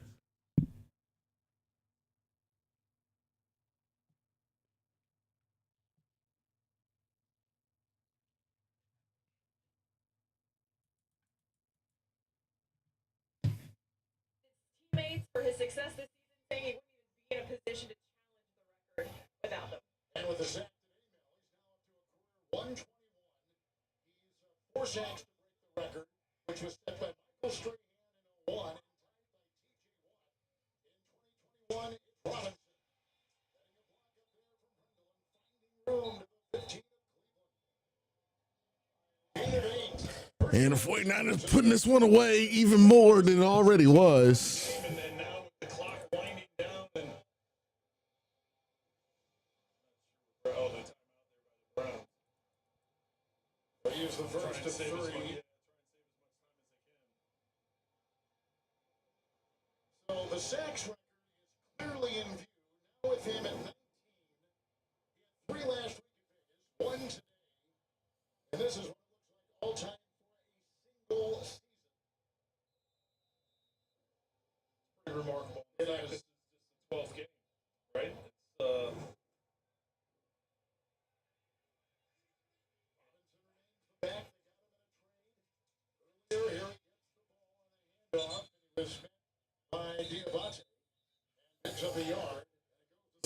3rd and 9. 3rd and 7. So the Niners are very close to the 9th win. They're going to go 9-4, the 3rd consecutive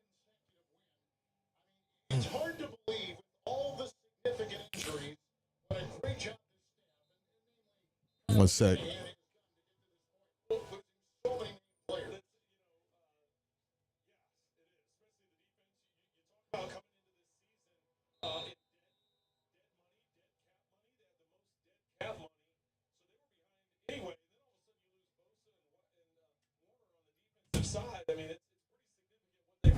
All right, 2nd and 9, 4:26 left in the ball game. And they're going to get a free play here. No, they didn't call it. All right, 3rd and 9.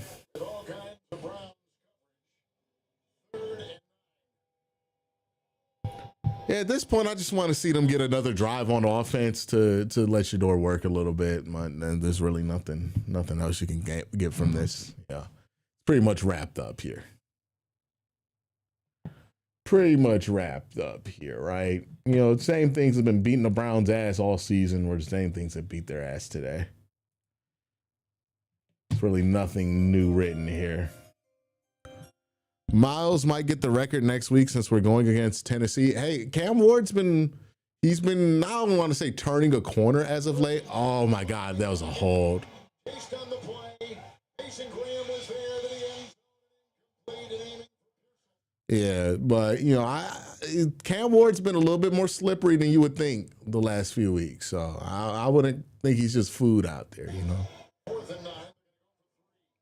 But home game, you would hope, right?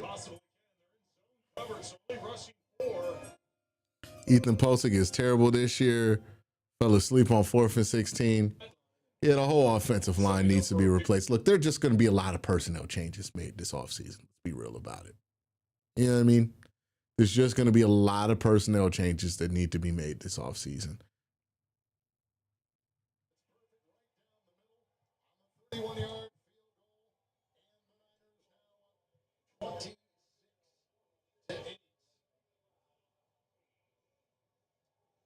It's been 4 games over a span of 41 years since the Niners won in Cleveland.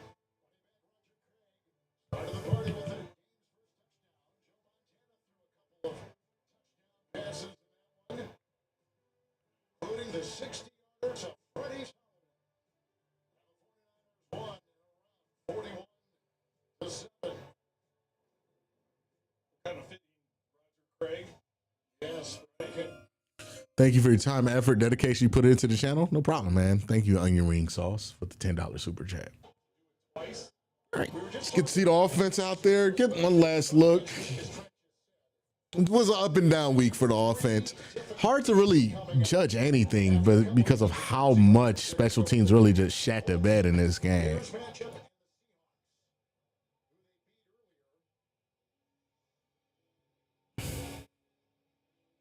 So we got 10 after the bye, then the Colts,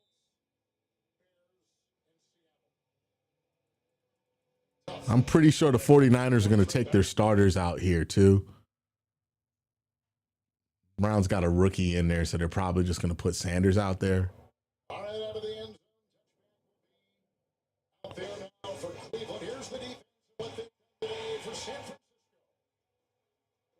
Swarming, play fast defense, able to create some turnovers and put pressure on the quarterback. They haven't had many sacks this year. Now only 14 after 1 sack today, which doesn't rank very high. But because of all the new bodies on defense, because of all the personnel changes, because of injuries, Robert Saleh talked about this is the 3rd game in a row now.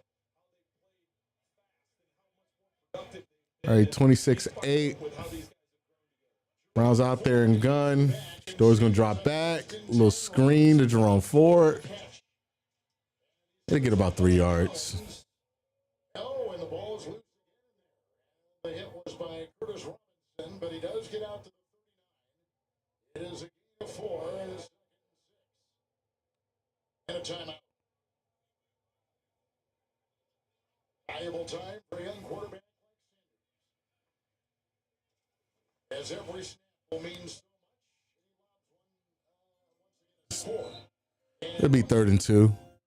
hey, we may be back in the top 5 pick at least. Yeah, we're probably going to be landing in there. Again, we had like 80% odds to be a top 5 pick. They won last week, so everybody was super optimistic, but, you know, we'll see where they are at the end of the season. Good throw by Sanders there. Loose cover 2 coverage. Took advantage of it. Again, this is more preseason looks that you're seeing now from the 49ers. They're not really running anything dialed up.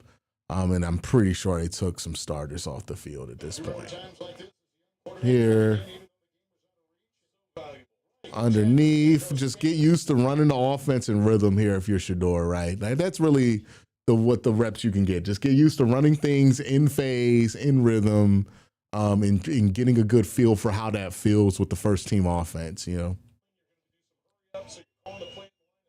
Right, there you go. Just work through things in phase. They're giving you basic looks. Just go make those decisions quickly, work through in phase, and, you know, try to score a touchdown here to make it look better. I've been impressed. He managed things very well. You want to talk about the coaches and him, talked about the operation is what he wanted to work on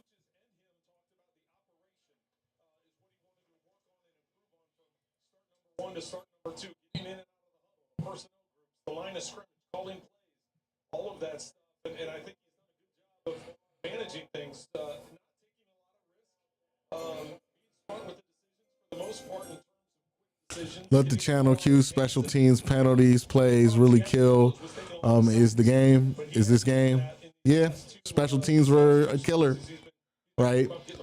You know, defense wasn't able to bail you out consistently here. 49ers also played really good football, right? But, you know, you combine that, giving them the ball, giving them easy opportunities, making the game easier on them, it's not great.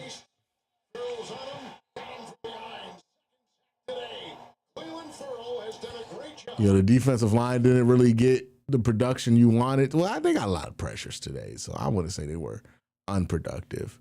Shedeur just took a giant sack there. Tried to run away from Cleveland Farrell. Yeah. Yeah. I think first half was pretty good from Shedeur. Second half, there's a lot to learn. There's a lot to learn from this whole team, right? You know, no real big mistakes here, but just a lot to learn.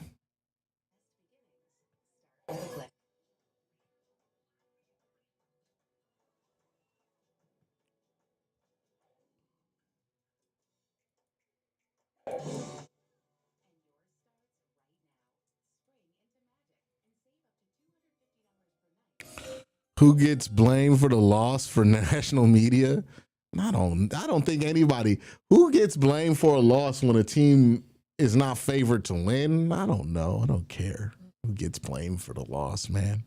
The national media is going to blame whoever they want to blame. You can blame special teams. You can blame, you know, they're going to find a way to blame whoever they want to blame. Who gives a fuck at this point? You know what I mean? Like, you lost 8-24 to, I mean, it's basically an ass whooping in the second half, at least. Nobody did enough to win the game. You know? But I'm going to be real with you. The Browns are 3-9. The 49ers are about to be 9-3. Why do you have to blame somebody for the Browns losing to the 49ers right now when that's the expected result? You could have just, like, sometimes this is not somebody to blame specifically, but if you want to blame anybody, you could blame special teams. But I don't think even just like clearing up the special teams gaps makes that much of a difference because the Browns still only scored 8 points in this game. You know what I mean? Like, I don't think just because we don't make those special teams mistakes, we win the game. We have not scored in the entire second half of this game. So who's to say that we would have won this game even without that? You just lose sometimes, you know, because you're not the better team, and they are. At the 2-minute warning. I'm going to try to cut this into like a 4th and 15. Everybody's moving. 3rd and 5 yards here. We'll cut that down to 3rd and 16. At this point, I think Bubba and the special team sabotage. Yeah, man. I don't know, man. They just suck. The whole unit just sucks. Yeah,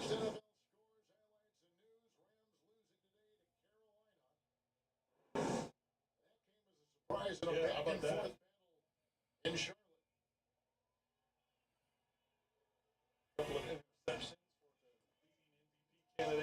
Get rid of the ball.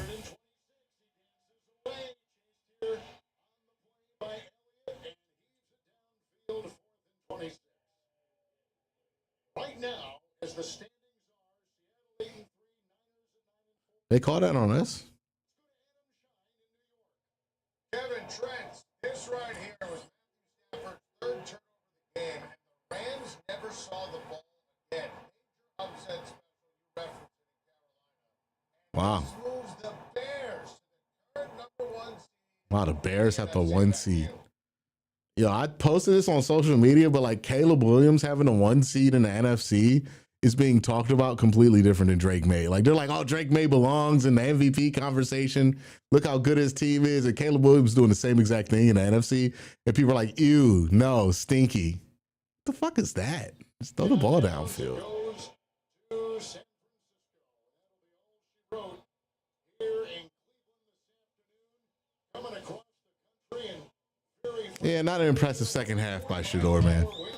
It is what it is. they'll go to 9-4 and win their third in a row. Well, Kyle Shanahan told us a couple days ago, he said, based on the weather conditions and what they're anticipating, he said, I'd be fine coming out of there with a 2-0 win. Now, he was anticipating snow and rain and ice and all the other stuff, but he knew the wind was going to be a big factor.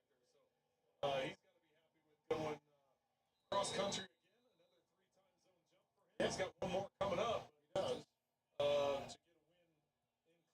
To get a win in Cleveland on the road, and now with what's happened with the Rams, keeps them alive for the. All right, yep. The 49ers going to run this one out. And that's going to be ball game. Browns going to lose 8-26. Let's go around the league real quick with Sleeper and see what else is going on around the league. If you want to do picks, you want to do fantasy football, all kind of fun stuff on the Sleeper app, make sure you go check it out. And if you do picks, you get a 100% deposit match on up to $100. And you use the promo code Worst Take. All right. So scores around the league right now, at least in the NFL. We have the Texans down 20-16 on the Colts. Colts do have the ball right now. The Saints with the ball, 2 minutes left, down 11-19, but with a chance to tie that game in regulation. Falcons and Jets are tied, but the Jets have the ball right now. And the Jaguars beat the dog shit out of the Tennessee Titans. So there is that. So that's what's going on around the league. Make sure you check out Sleeper. We're going to get to the post-game show. Check this out. It's moving fast.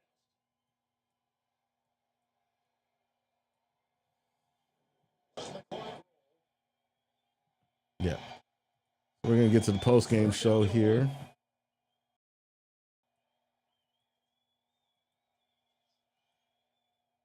Rams are 9-3. San Francisco 4. And they'll have won their 5th in the last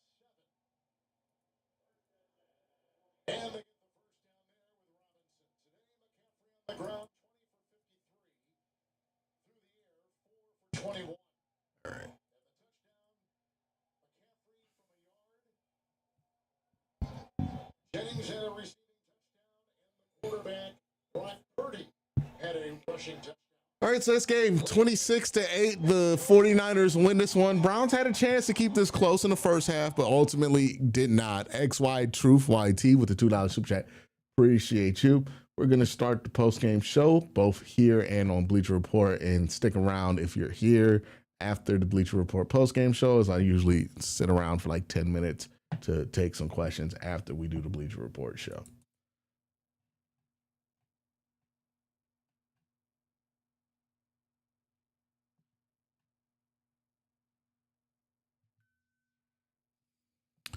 Gee Slope with a super chat here says, Q, I can't do another season with Shador and Dylan Gabriel. Browns need to get rid of both and draft a quarterback in the draft. Let's just wait till we get to the draft before we have all these fucking hot takes, man. Let's just wait. Let's just wait. Yeah, just not a good effort in the second half. They weren't able to take it. They weren't able to take it in the second half. It is what it is. All right, let's get to the post-game show. I'll be right back, and then we'll get to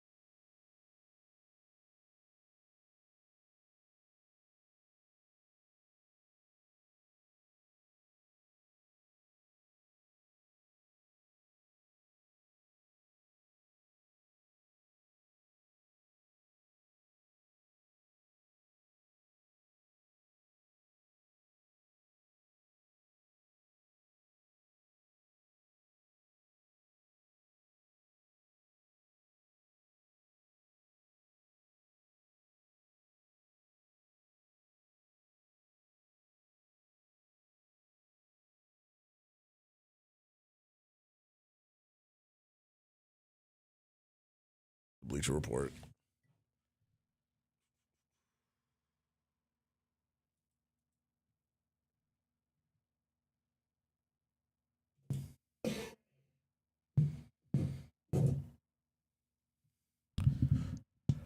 Okay.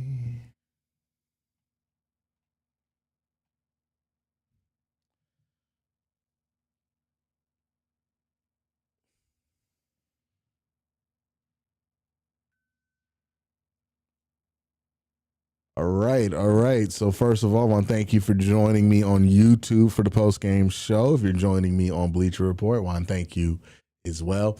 The Browns lose this game to the San Francisco 49ers by a pretty convincing margin. Browns is not able to get stuff done in the second half. We'll recap it. We'll give our thoughts, what I liked, what I didn't like from this game. All of that is going to be discussed in a matter of moments. So let's get into it. All right. So Browns lose this game to the 49ers. Look, the 49ers were 8-4 coming into this game. Browns were 3-8. We kind of knew that this was leaning in one direction or the other. There was some hope here that because the Browns defense in the past and because Jim Schwartz in the past has done a really good job on Kyle Shanahan, that was going to keep us in the game. And in the first half, it certainly did. But the Browns' mistakes just tended to add up one on top of each other. I think the first thing a lot of people are going to want to talk about is Bubba Ventrone in this game. Look, Bubba Ventrone has enough on his card right now to justify a firing, and I feel like it's been that way for 3 years, right? So I'm not as incentivized to add things to the card because I think enough's there to fire him, right? I don't have to add things that I legitimately don't think are his fault to it. The kick return they gave up at the beginning, that's been a consistent Bubba Ventrone problem. That's stuff that we know is unique to Bubba Ventrone. So if that is enough to fire him? Sure, right? I think there's been enough of that over the last 3 years to justifiably let Bubba Ventrone go at the end of the season. I sincerely hope that that's part of the shakeup that they have this offseason, is letting go of Bubba Ventrone. That being said, not every special teams mistake is Bubba Ventrone's fault. Sometimes players got to make better decisions and execute better. And that certainly was the category of the second half. Special teams mistakes, right? Malachi Corley, for whatever reason, deciding to catch that kickoff ball. I don't know what justified that in his mind, right? I don't know what justified doing that for Malachi Corley. And look, some of these mistakes are going to happen when you have guys that you're trying to develop out there. And let's be real about where the Browns are. They're in full development mode. They are prioritizing development over their ability to win right now. It doesn't mean they're tanking, but that does mean that the majority of the attention in the offense, the majority of the work in the offense is going towards younger players or players that they see with tremendous upside, right? Malachi Corley is in at kick returner, not because he's the most experienced at kick returner, but because he's the guy they think has the most potential and they want to give him a chance out there. And then when you have inexperience out there, you get shit like that. I don't blame what Malachi Corley did on the coaching staff. I blame that on Malachi Corley, though. Like, there's never a situation where that is an acceptable thing to do on a kickoff. Everybody watching the game knew it was a mistake when they saw it. There's no reason for Malachi Corley to not know that as well. This is another thing that reared its head with the second mistake from Gage Larvin. It's going to be real easy to just shit on Gage and call him Butterfingers and all of that. Or just shit on the special teams coach for putting him out there. But they have Gage out there because Gage has showed a lot of upside as a punt returner, but he's inexperienced. He hasn't returned a ton of punts in his NFL career, and he hasn't returned a ton of punts, I think, in his football career total. So a day like today, where you're dealing with 40-mile-per-hour winds at times in a stadium that's notorious for how tricky the winds can be in that stadium, you're going to have a punt returner who's inexperienced, like Gage Larvin, who you have out there to develop, he's going to make a mistake, right? And that happened in this game. He misjudges the ball. He was misjudging the ball all game.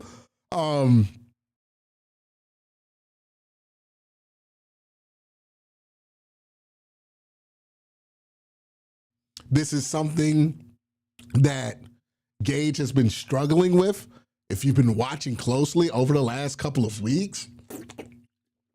And boom, it finally got him, right? He'd been playing with fire. It finally burnt him, right? It's not a surprise. Sorry about that. But, you know, that's what happens when you're prioritizing development and you want guys to get better. You're going to have to live with them, you know, for lack of a better word, up, right? Like, that's just going to be what it is. You know, Harold Fainin, who's been great his rookie year. They had it all over the broadcast. He's leading rookies in receptions. He's leading the team in receptions. He's doing all of this great stuff as a rookie. I think Wale tweeted about him at some point in this game, but he goes in on a quarterback sneak on the 4th and 1, 4th and inches, and he fumbles the snap. It's because he's not very experienced at doing that. But they want him to get the experience, and at some point you got to get the experience, and this is what inexperience does to you. All three of those plays I mentioned, inexperienced plays by inexperienced players, that cost the Browns heavily, right? That Malachi Corley play put the Browns in the back of their own end zone, almost cost them a safety, but then on the punt, the 49ers got the ball at the 50, and they scored the game-sealing touchdown on that drive. The Gage Larvin drop punt turned into 7 points there, right? The fumbled snap turned into 7 points. There's 21 points off of mistakes, youth, right? This is the downside of prioritizing youth, prioritizing development, And it's going to bite you in the ass. Special teams coach, I think he should have gone a long time ago. So I'm not gonna shield him from arrows here just because I don't think that the Gage Larvin mistake and the Malachi Corley mistake are his fault. But there's been enough that's been Bubba's fault over the last 3 years to where anytime you scream to fire Bubba, it's going to be justified because he should have been fired a couple of years ago, right? This is what it is with them. Let's talk about Shedeur real quick, right? Because that's going to be the other hot topic that people are going to want to discuss. I thought Shedeur was fine in this game. I thought he was good in the first half. He was average in the second half. I would say a little bit below average in the second half, right? I don't think there's much to write home about in this start from Shedeur, nor is there much to really take away negatively from him, at least until I get the all 22. He really wasn't asked to do much in this game. The Browns really heavily relied on the run game. They ran the ball 31 times in this game, and I think the bulk of that 31 came before the last couple of drives where they decided to air it out. So the run-pass split was not necessarily as even as it looked. In the first half of this game, I thought Shedeur did a really good job managing the game, just going with the flow of the offense, working within the structure of the offense. He wasn't doing anything spectacular. There was no highlight reel throw. He got the touchdown to Harold Fainin, but Fainin was wide open. It was really good. They really schemed their way into some good tendencies. I thought the game plan in the first half from Kevin Stefanski and the play calling from Tommy Rees, I thought was really strong in the first half. Like, it was the most encouraged I've been about that sort of thing all season. Give me 1 second. So first half, I was pretty encouraged. I thought the Browns were, hold on.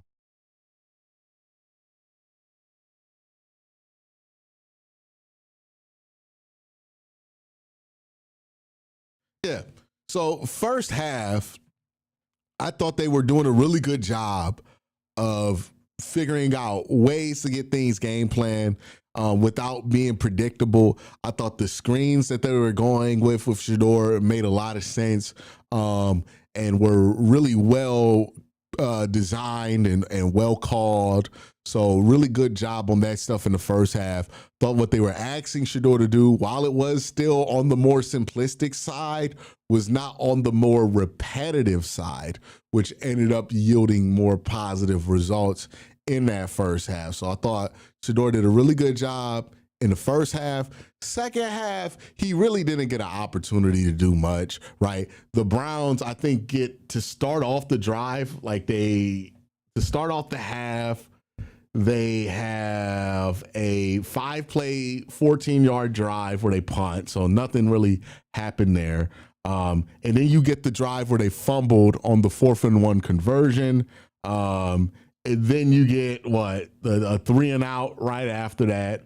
You get the one play where they went out, the one drive where they went out on downs, where they ran the ball pretty much all drive, right? So you really didn't get much work from Shedeur in the second half of this game. A lot of that was due to the special teams fucking up in the back half of this game. So not really much conclusive to say about Shedeur. The book still remains to be open on him, right? And the good news is that the Jay Glazer report was out earlier that the Browns are going to be prepared to give Shedeur an extended look. You know what I mean? I'm going to pull up the exact framing of that report, right? But I think it was Jay Glazer on the Fox Morning Show that dropped that, and that's usually coming from the Browns organization, so it's pretty well sourced. So yeah, Shedeur is gonna get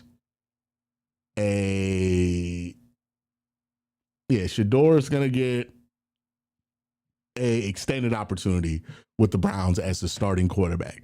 So that sounds like to me, Shedeur's the starter for the rest of the season until something happens.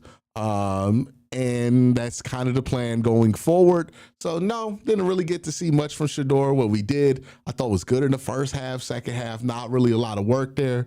Took a couple of sacks, but he was kind of in a bad situation on offense anyways. And when you put a bad offense in a bad situation, the obvious results are going to be the obvious results there. So, not really much to gleam away there. We'll see Shedeur next week versus the Tennessee Titans. That should be a more favorable situation for him. Also, keep in mind whenever evaluating, they were dealing with pretty shitty conditions within the stadium. Now, to Brock Purdy's credit, he was able to handle those conditions really well in the second half. Shedeur, I don't think he struggled with the conditions. But I just don't think the Browns offense really did much in that second half. Again, can't really praise you too much offensively when you only score 8 points, regardless of how smooth they were moving in the first half of this. Only 8 points in the game and only 8 points in a half. So can't be too thrilled with it. But, I still want to see more when it comes to Shedeur, and I think we'll continue to see more.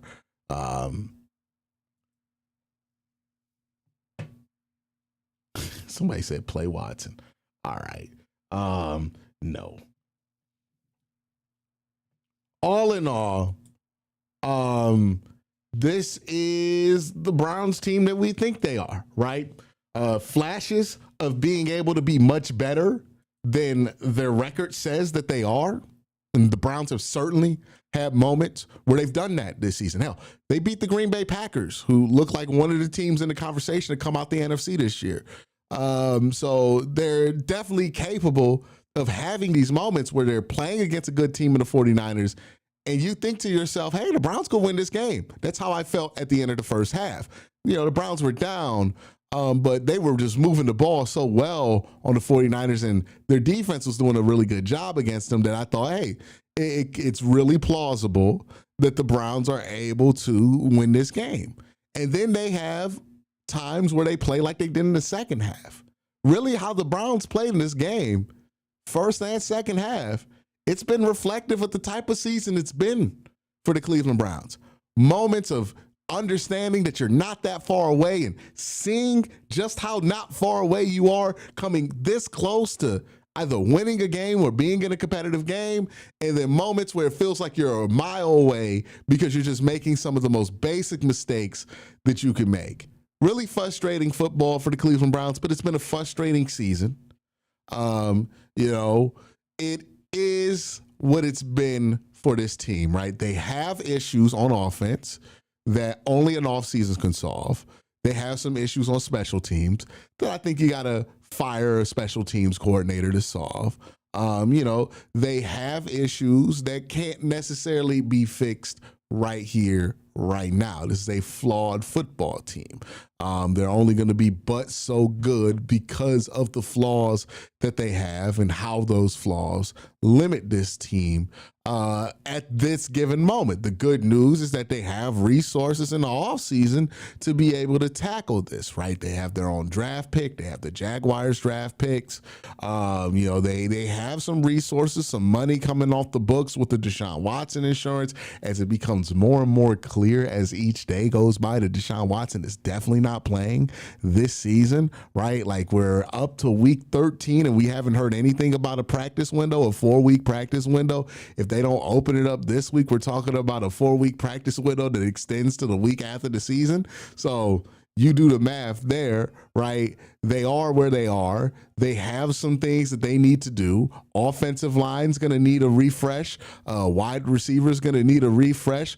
We'll discuss the quarterback position as we go forward, but more than likely they're going to make a decision at quarterback in the draft. So all of this stuff, is on the table. Head coach, do you keep Kevin? Do you not? I think there's arguments to keep him. I think there's more arguments to get rid of him, in my personal opinion. We'll see what they end up doing, right? But there's going to be a lot to consider going into this offseason. And ultimately, this game was a reminder after last week's reprieve, right? The Browns put up a bunch of points. They beat a team that they were much better than in the Raiders, and they played good football that week. And it made us think, hey, maybe we could go 8-8 or whatever it was that people wanted to go. But this week was a sobering reminder that, the Browns are capable of looking much better than they are, like they did in the first half of this game. the Browns are also capable of killing themselves in games, right? Like of just beating themselves brutally in games, which is unfortunately what they did in this one. Shot themselves in the foot 12 different times because they're inexperienced, because they're favoring development. And that's kind of what got them in at the end of the day, right? You got to hope that the talent that you have here, which looks promising, develops into talent that gets over these mistakes. And then in a couple of years, or maybe even by next year, you're saying to yourself, oh, we're young and good. But that's just not where we are. We're young. We're not good yet. It's just the reality of the team. Saw some good stuff from Shedeur in this one. Saw some stuff that you want him to fix in this one. Kind of an inconclusive day for him.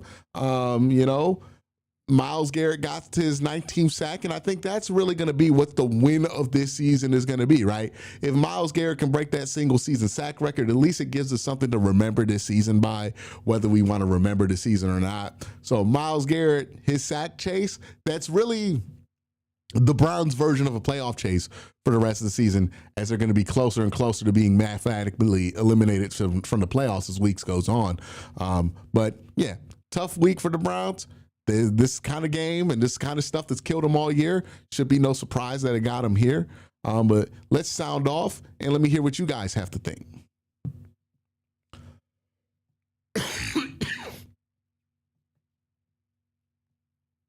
Yeah, man, everybody's been getting a cough lately. It's been beating my ass, dog. Like, I've had this cough for like 2 weeks. I'm tired of it, bro. I am absolutely tired of it.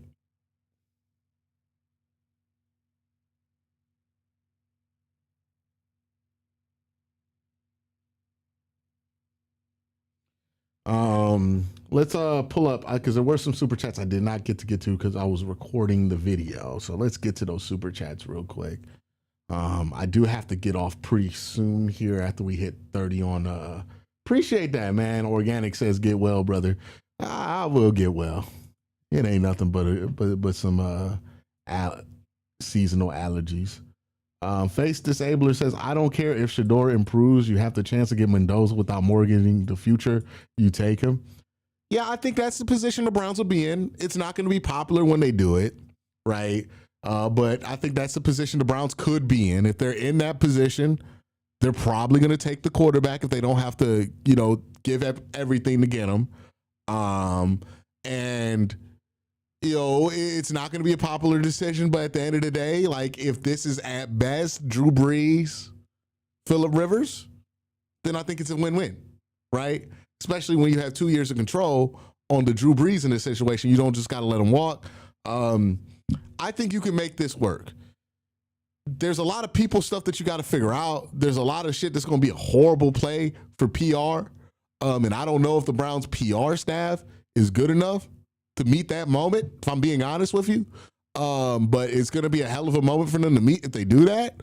But it can be done. It's just, it ain't going to be fun like for anybody involved in it until somebody emerges as a franchise guy.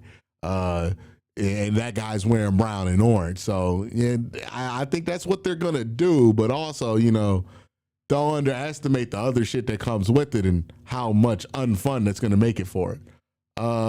Sly says, came to the game to freeze and watch special teams suck. Stefanski made bonehead 4th and 1 call. I should have stayed in Cali. Yeah, Sly, I don't really mind the 4th and 1 call. I'll be honest with you. Where the game was going, I would have went for 4th and 1 there. So I'm not going to be critical of it. Like, I think that was a perfectly fine decision to make. It's just one of those things when you don't make it, everybody's going to get hindsight on you. And you got to be okay with that. Keith says, can't wait to hear G. Bush's amazing take today. I mean, what G. Bush is probably going to just be like, hey, it was some good, some bad, right? Like, I had him on the show. He sounded a lot more reasonable than like comment sections make him out to be when I talk to him about it, right? Like, it's tough. It's tough. But can't wait to have weather excuses in a new stadium. The bad weather really only works to our benefit. Yeah, this was another example. I mean, I pointed this out earlier in the week where people were like, oh, it's going to be a snow game. I'm like, I don't think that benefits the Browns because we're just not that powerful of a team, right? Like, and I think that's what's whipping our ass. We have a run game built on moving people, and we can't move people on the line of scrimmage. And that's been a huge problem for them. You know what I mean? It's not something that they can get away with. Don't draft a quarterback. This coaching staff is trash. Ran the ball well, but never called play action. They call it play action. What are you talking about? What are we talking about? They call play. Like, look, there's plenty of games where you can complain about how the Browns approach this game from a game plan standpoint. I don't think this week is one of them. I'm gonna be sorry, but I don't disagree. I disagree. Like, I don't think the game plan was bad this week. I thought they had a pretty solid one. I thought it was working well in the first half. Maybe you could make the argument they didn't do a good job of adjusting in the second half. But, you know, I think that's the reality of them not being a good offense, right? Like, they're just not that talented. So I'm not really pissed off at the offensive staff this week, if I'm being honest with you. I thought this was a much better week for them than previous, right? Like, the special teams staff, I could get being pissed off at them. Special teams unit, I could get being pissed off at them. But really, like, the special teams was so bad in the second half, they really didn't get the offense a chance to impact the game. You know what I mean? Like, to me, that's just not how I feel about it. You know, obviously you need some offensive linemen, some wide receivers. You need to consider whether you need to make a coaching change, right? Like, I think all of that stuff is still on the table. Nothing's really changed from 3 weeks ago where I thought that the best course of action was to fire the coach in the end of the season. I'm still at that point, you know, but it's also like this week, am I going to harp on it? Was it like a big point to harp? I feel like I'm reaching, to be honest with you. Wasn't watching that game and naturally saying to myself, oh man, the fucking offense, right? Like, I was watching the game and saying to myself, the special teams is awful. And, you know, the Browns defense a little bit too susceptible to misdirection. But I think that was kind of just because we couldn't get off the field because special teams kept giving the ball back to them. You know what I mean?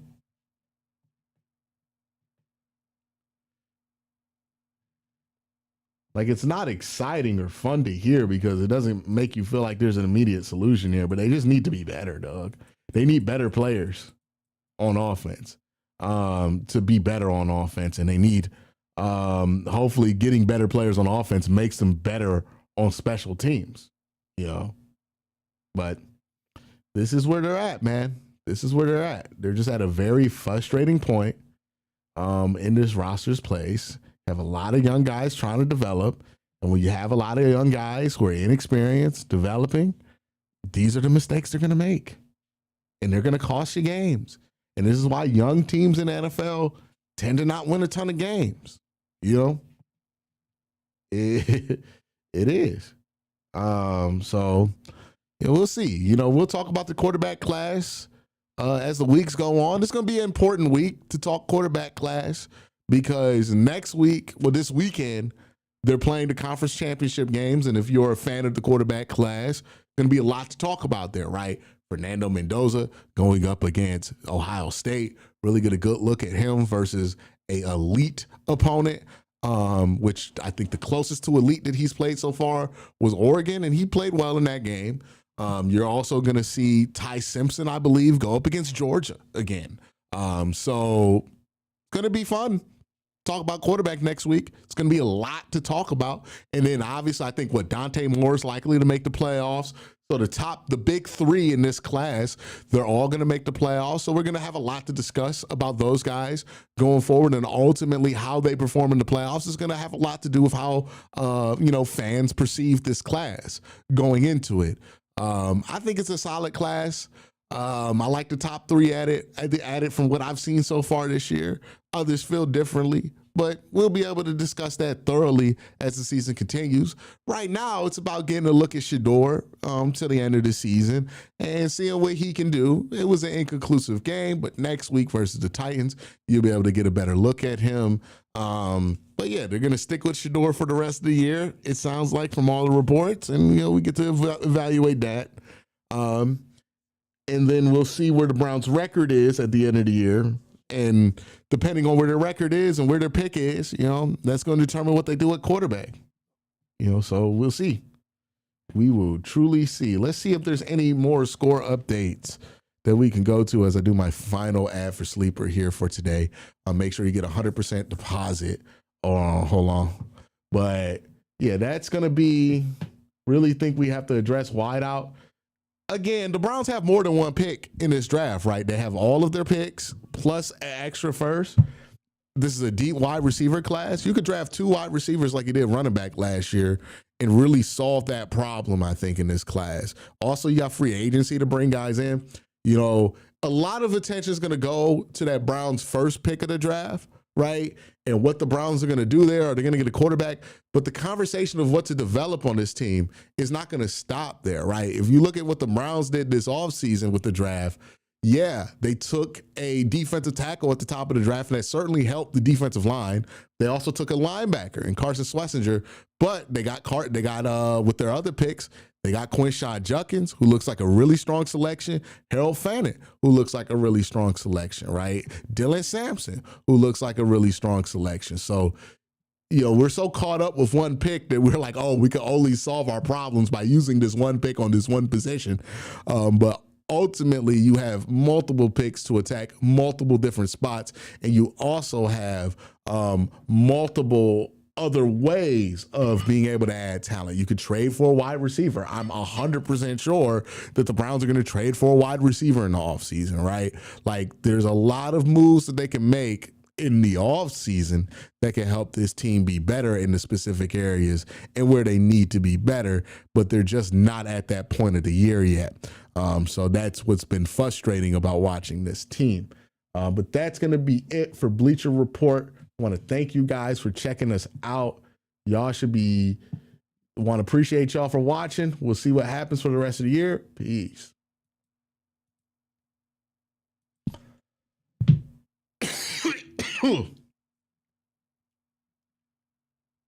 All right. We're going to check some scores around the league, and then I'll take some questions here for the next 10 minutes or so, if I get any questions. But yeah, checking scores around the league on the Sleeper app. Make sure you get a 100% match on $100 or up to $100 when you use the promo code Worst Take. Sleeper has picks, fantasy football, even a little social feed. Everything that you would need as a sports fan is on this app, and that's what I'm using to check the scores here. So all of the 4 o'clock games just started. Those are all at 0-0. Panthers beat the Rams. What a shocking result there, 31-28. The Rams are favorite to win it all, and they're the 1 seed. Were the 1 seed in the NFC. Now the Bears are the 1 seed in the NFC. And, you know, I think it's interesting, right? People gave up on Caleb Williams after his rookie year, but you look at what he's done, some pretty good numbers coming out of there. Obviously, the 49ers beat the Browns. We watched that one here. Texans beat the Colts with C.J. Stroud returning. Dolphins beat the Saints. Saints remain at 2 wins. But the Jets beat the Falcons. So the Jets jump to 3 wins. Remember, the Browns have the tiebreaker over the New York Jets right now with a lower strength of schedule. And that's going to come into play as the Browns finish the year, right? Strength of schedule is going to determine where the Browns pick here, as a lot of teams look like they're going to end up with 3 or 4 wins here. Only a couple of teams look like they might be below that, right? Like the Saints are probably going to win a game going down the stretch. Titans are really a risk to not win more than 3 games at this point. But if you're the Browns, the Titans getting the top pick's not the worst thing in the world. The Buccaneers 20-17 over the Cardinals, and the Jaguars stomped the mud hole into the Titans 25-3. But yeah, it's been an interesting day for the Browns. Let's stick around here.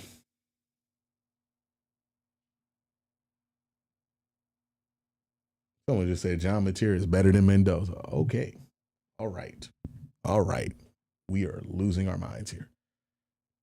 Yeah, I can't wait to look at the film for this one too. You know, this should be an interesting one to look at the film for. There were a couple of times where you're wondering, hey, what's he seeing back there? But again, I just don't really think there was much you could take away from this game for Shador. You know, as always, it's going to be interesting to see what they make a big deal out of. Right? Like, this is this is going to be interesting to see what they make a big deal out of, because I don't really see any big deal here. But we'll see. We'll see. Thought Shador's pocket skills were a little bit better this week too. Certainly.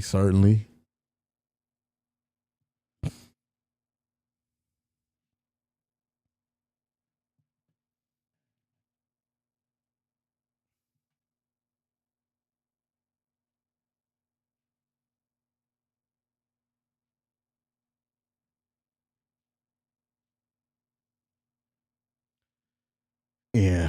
All right.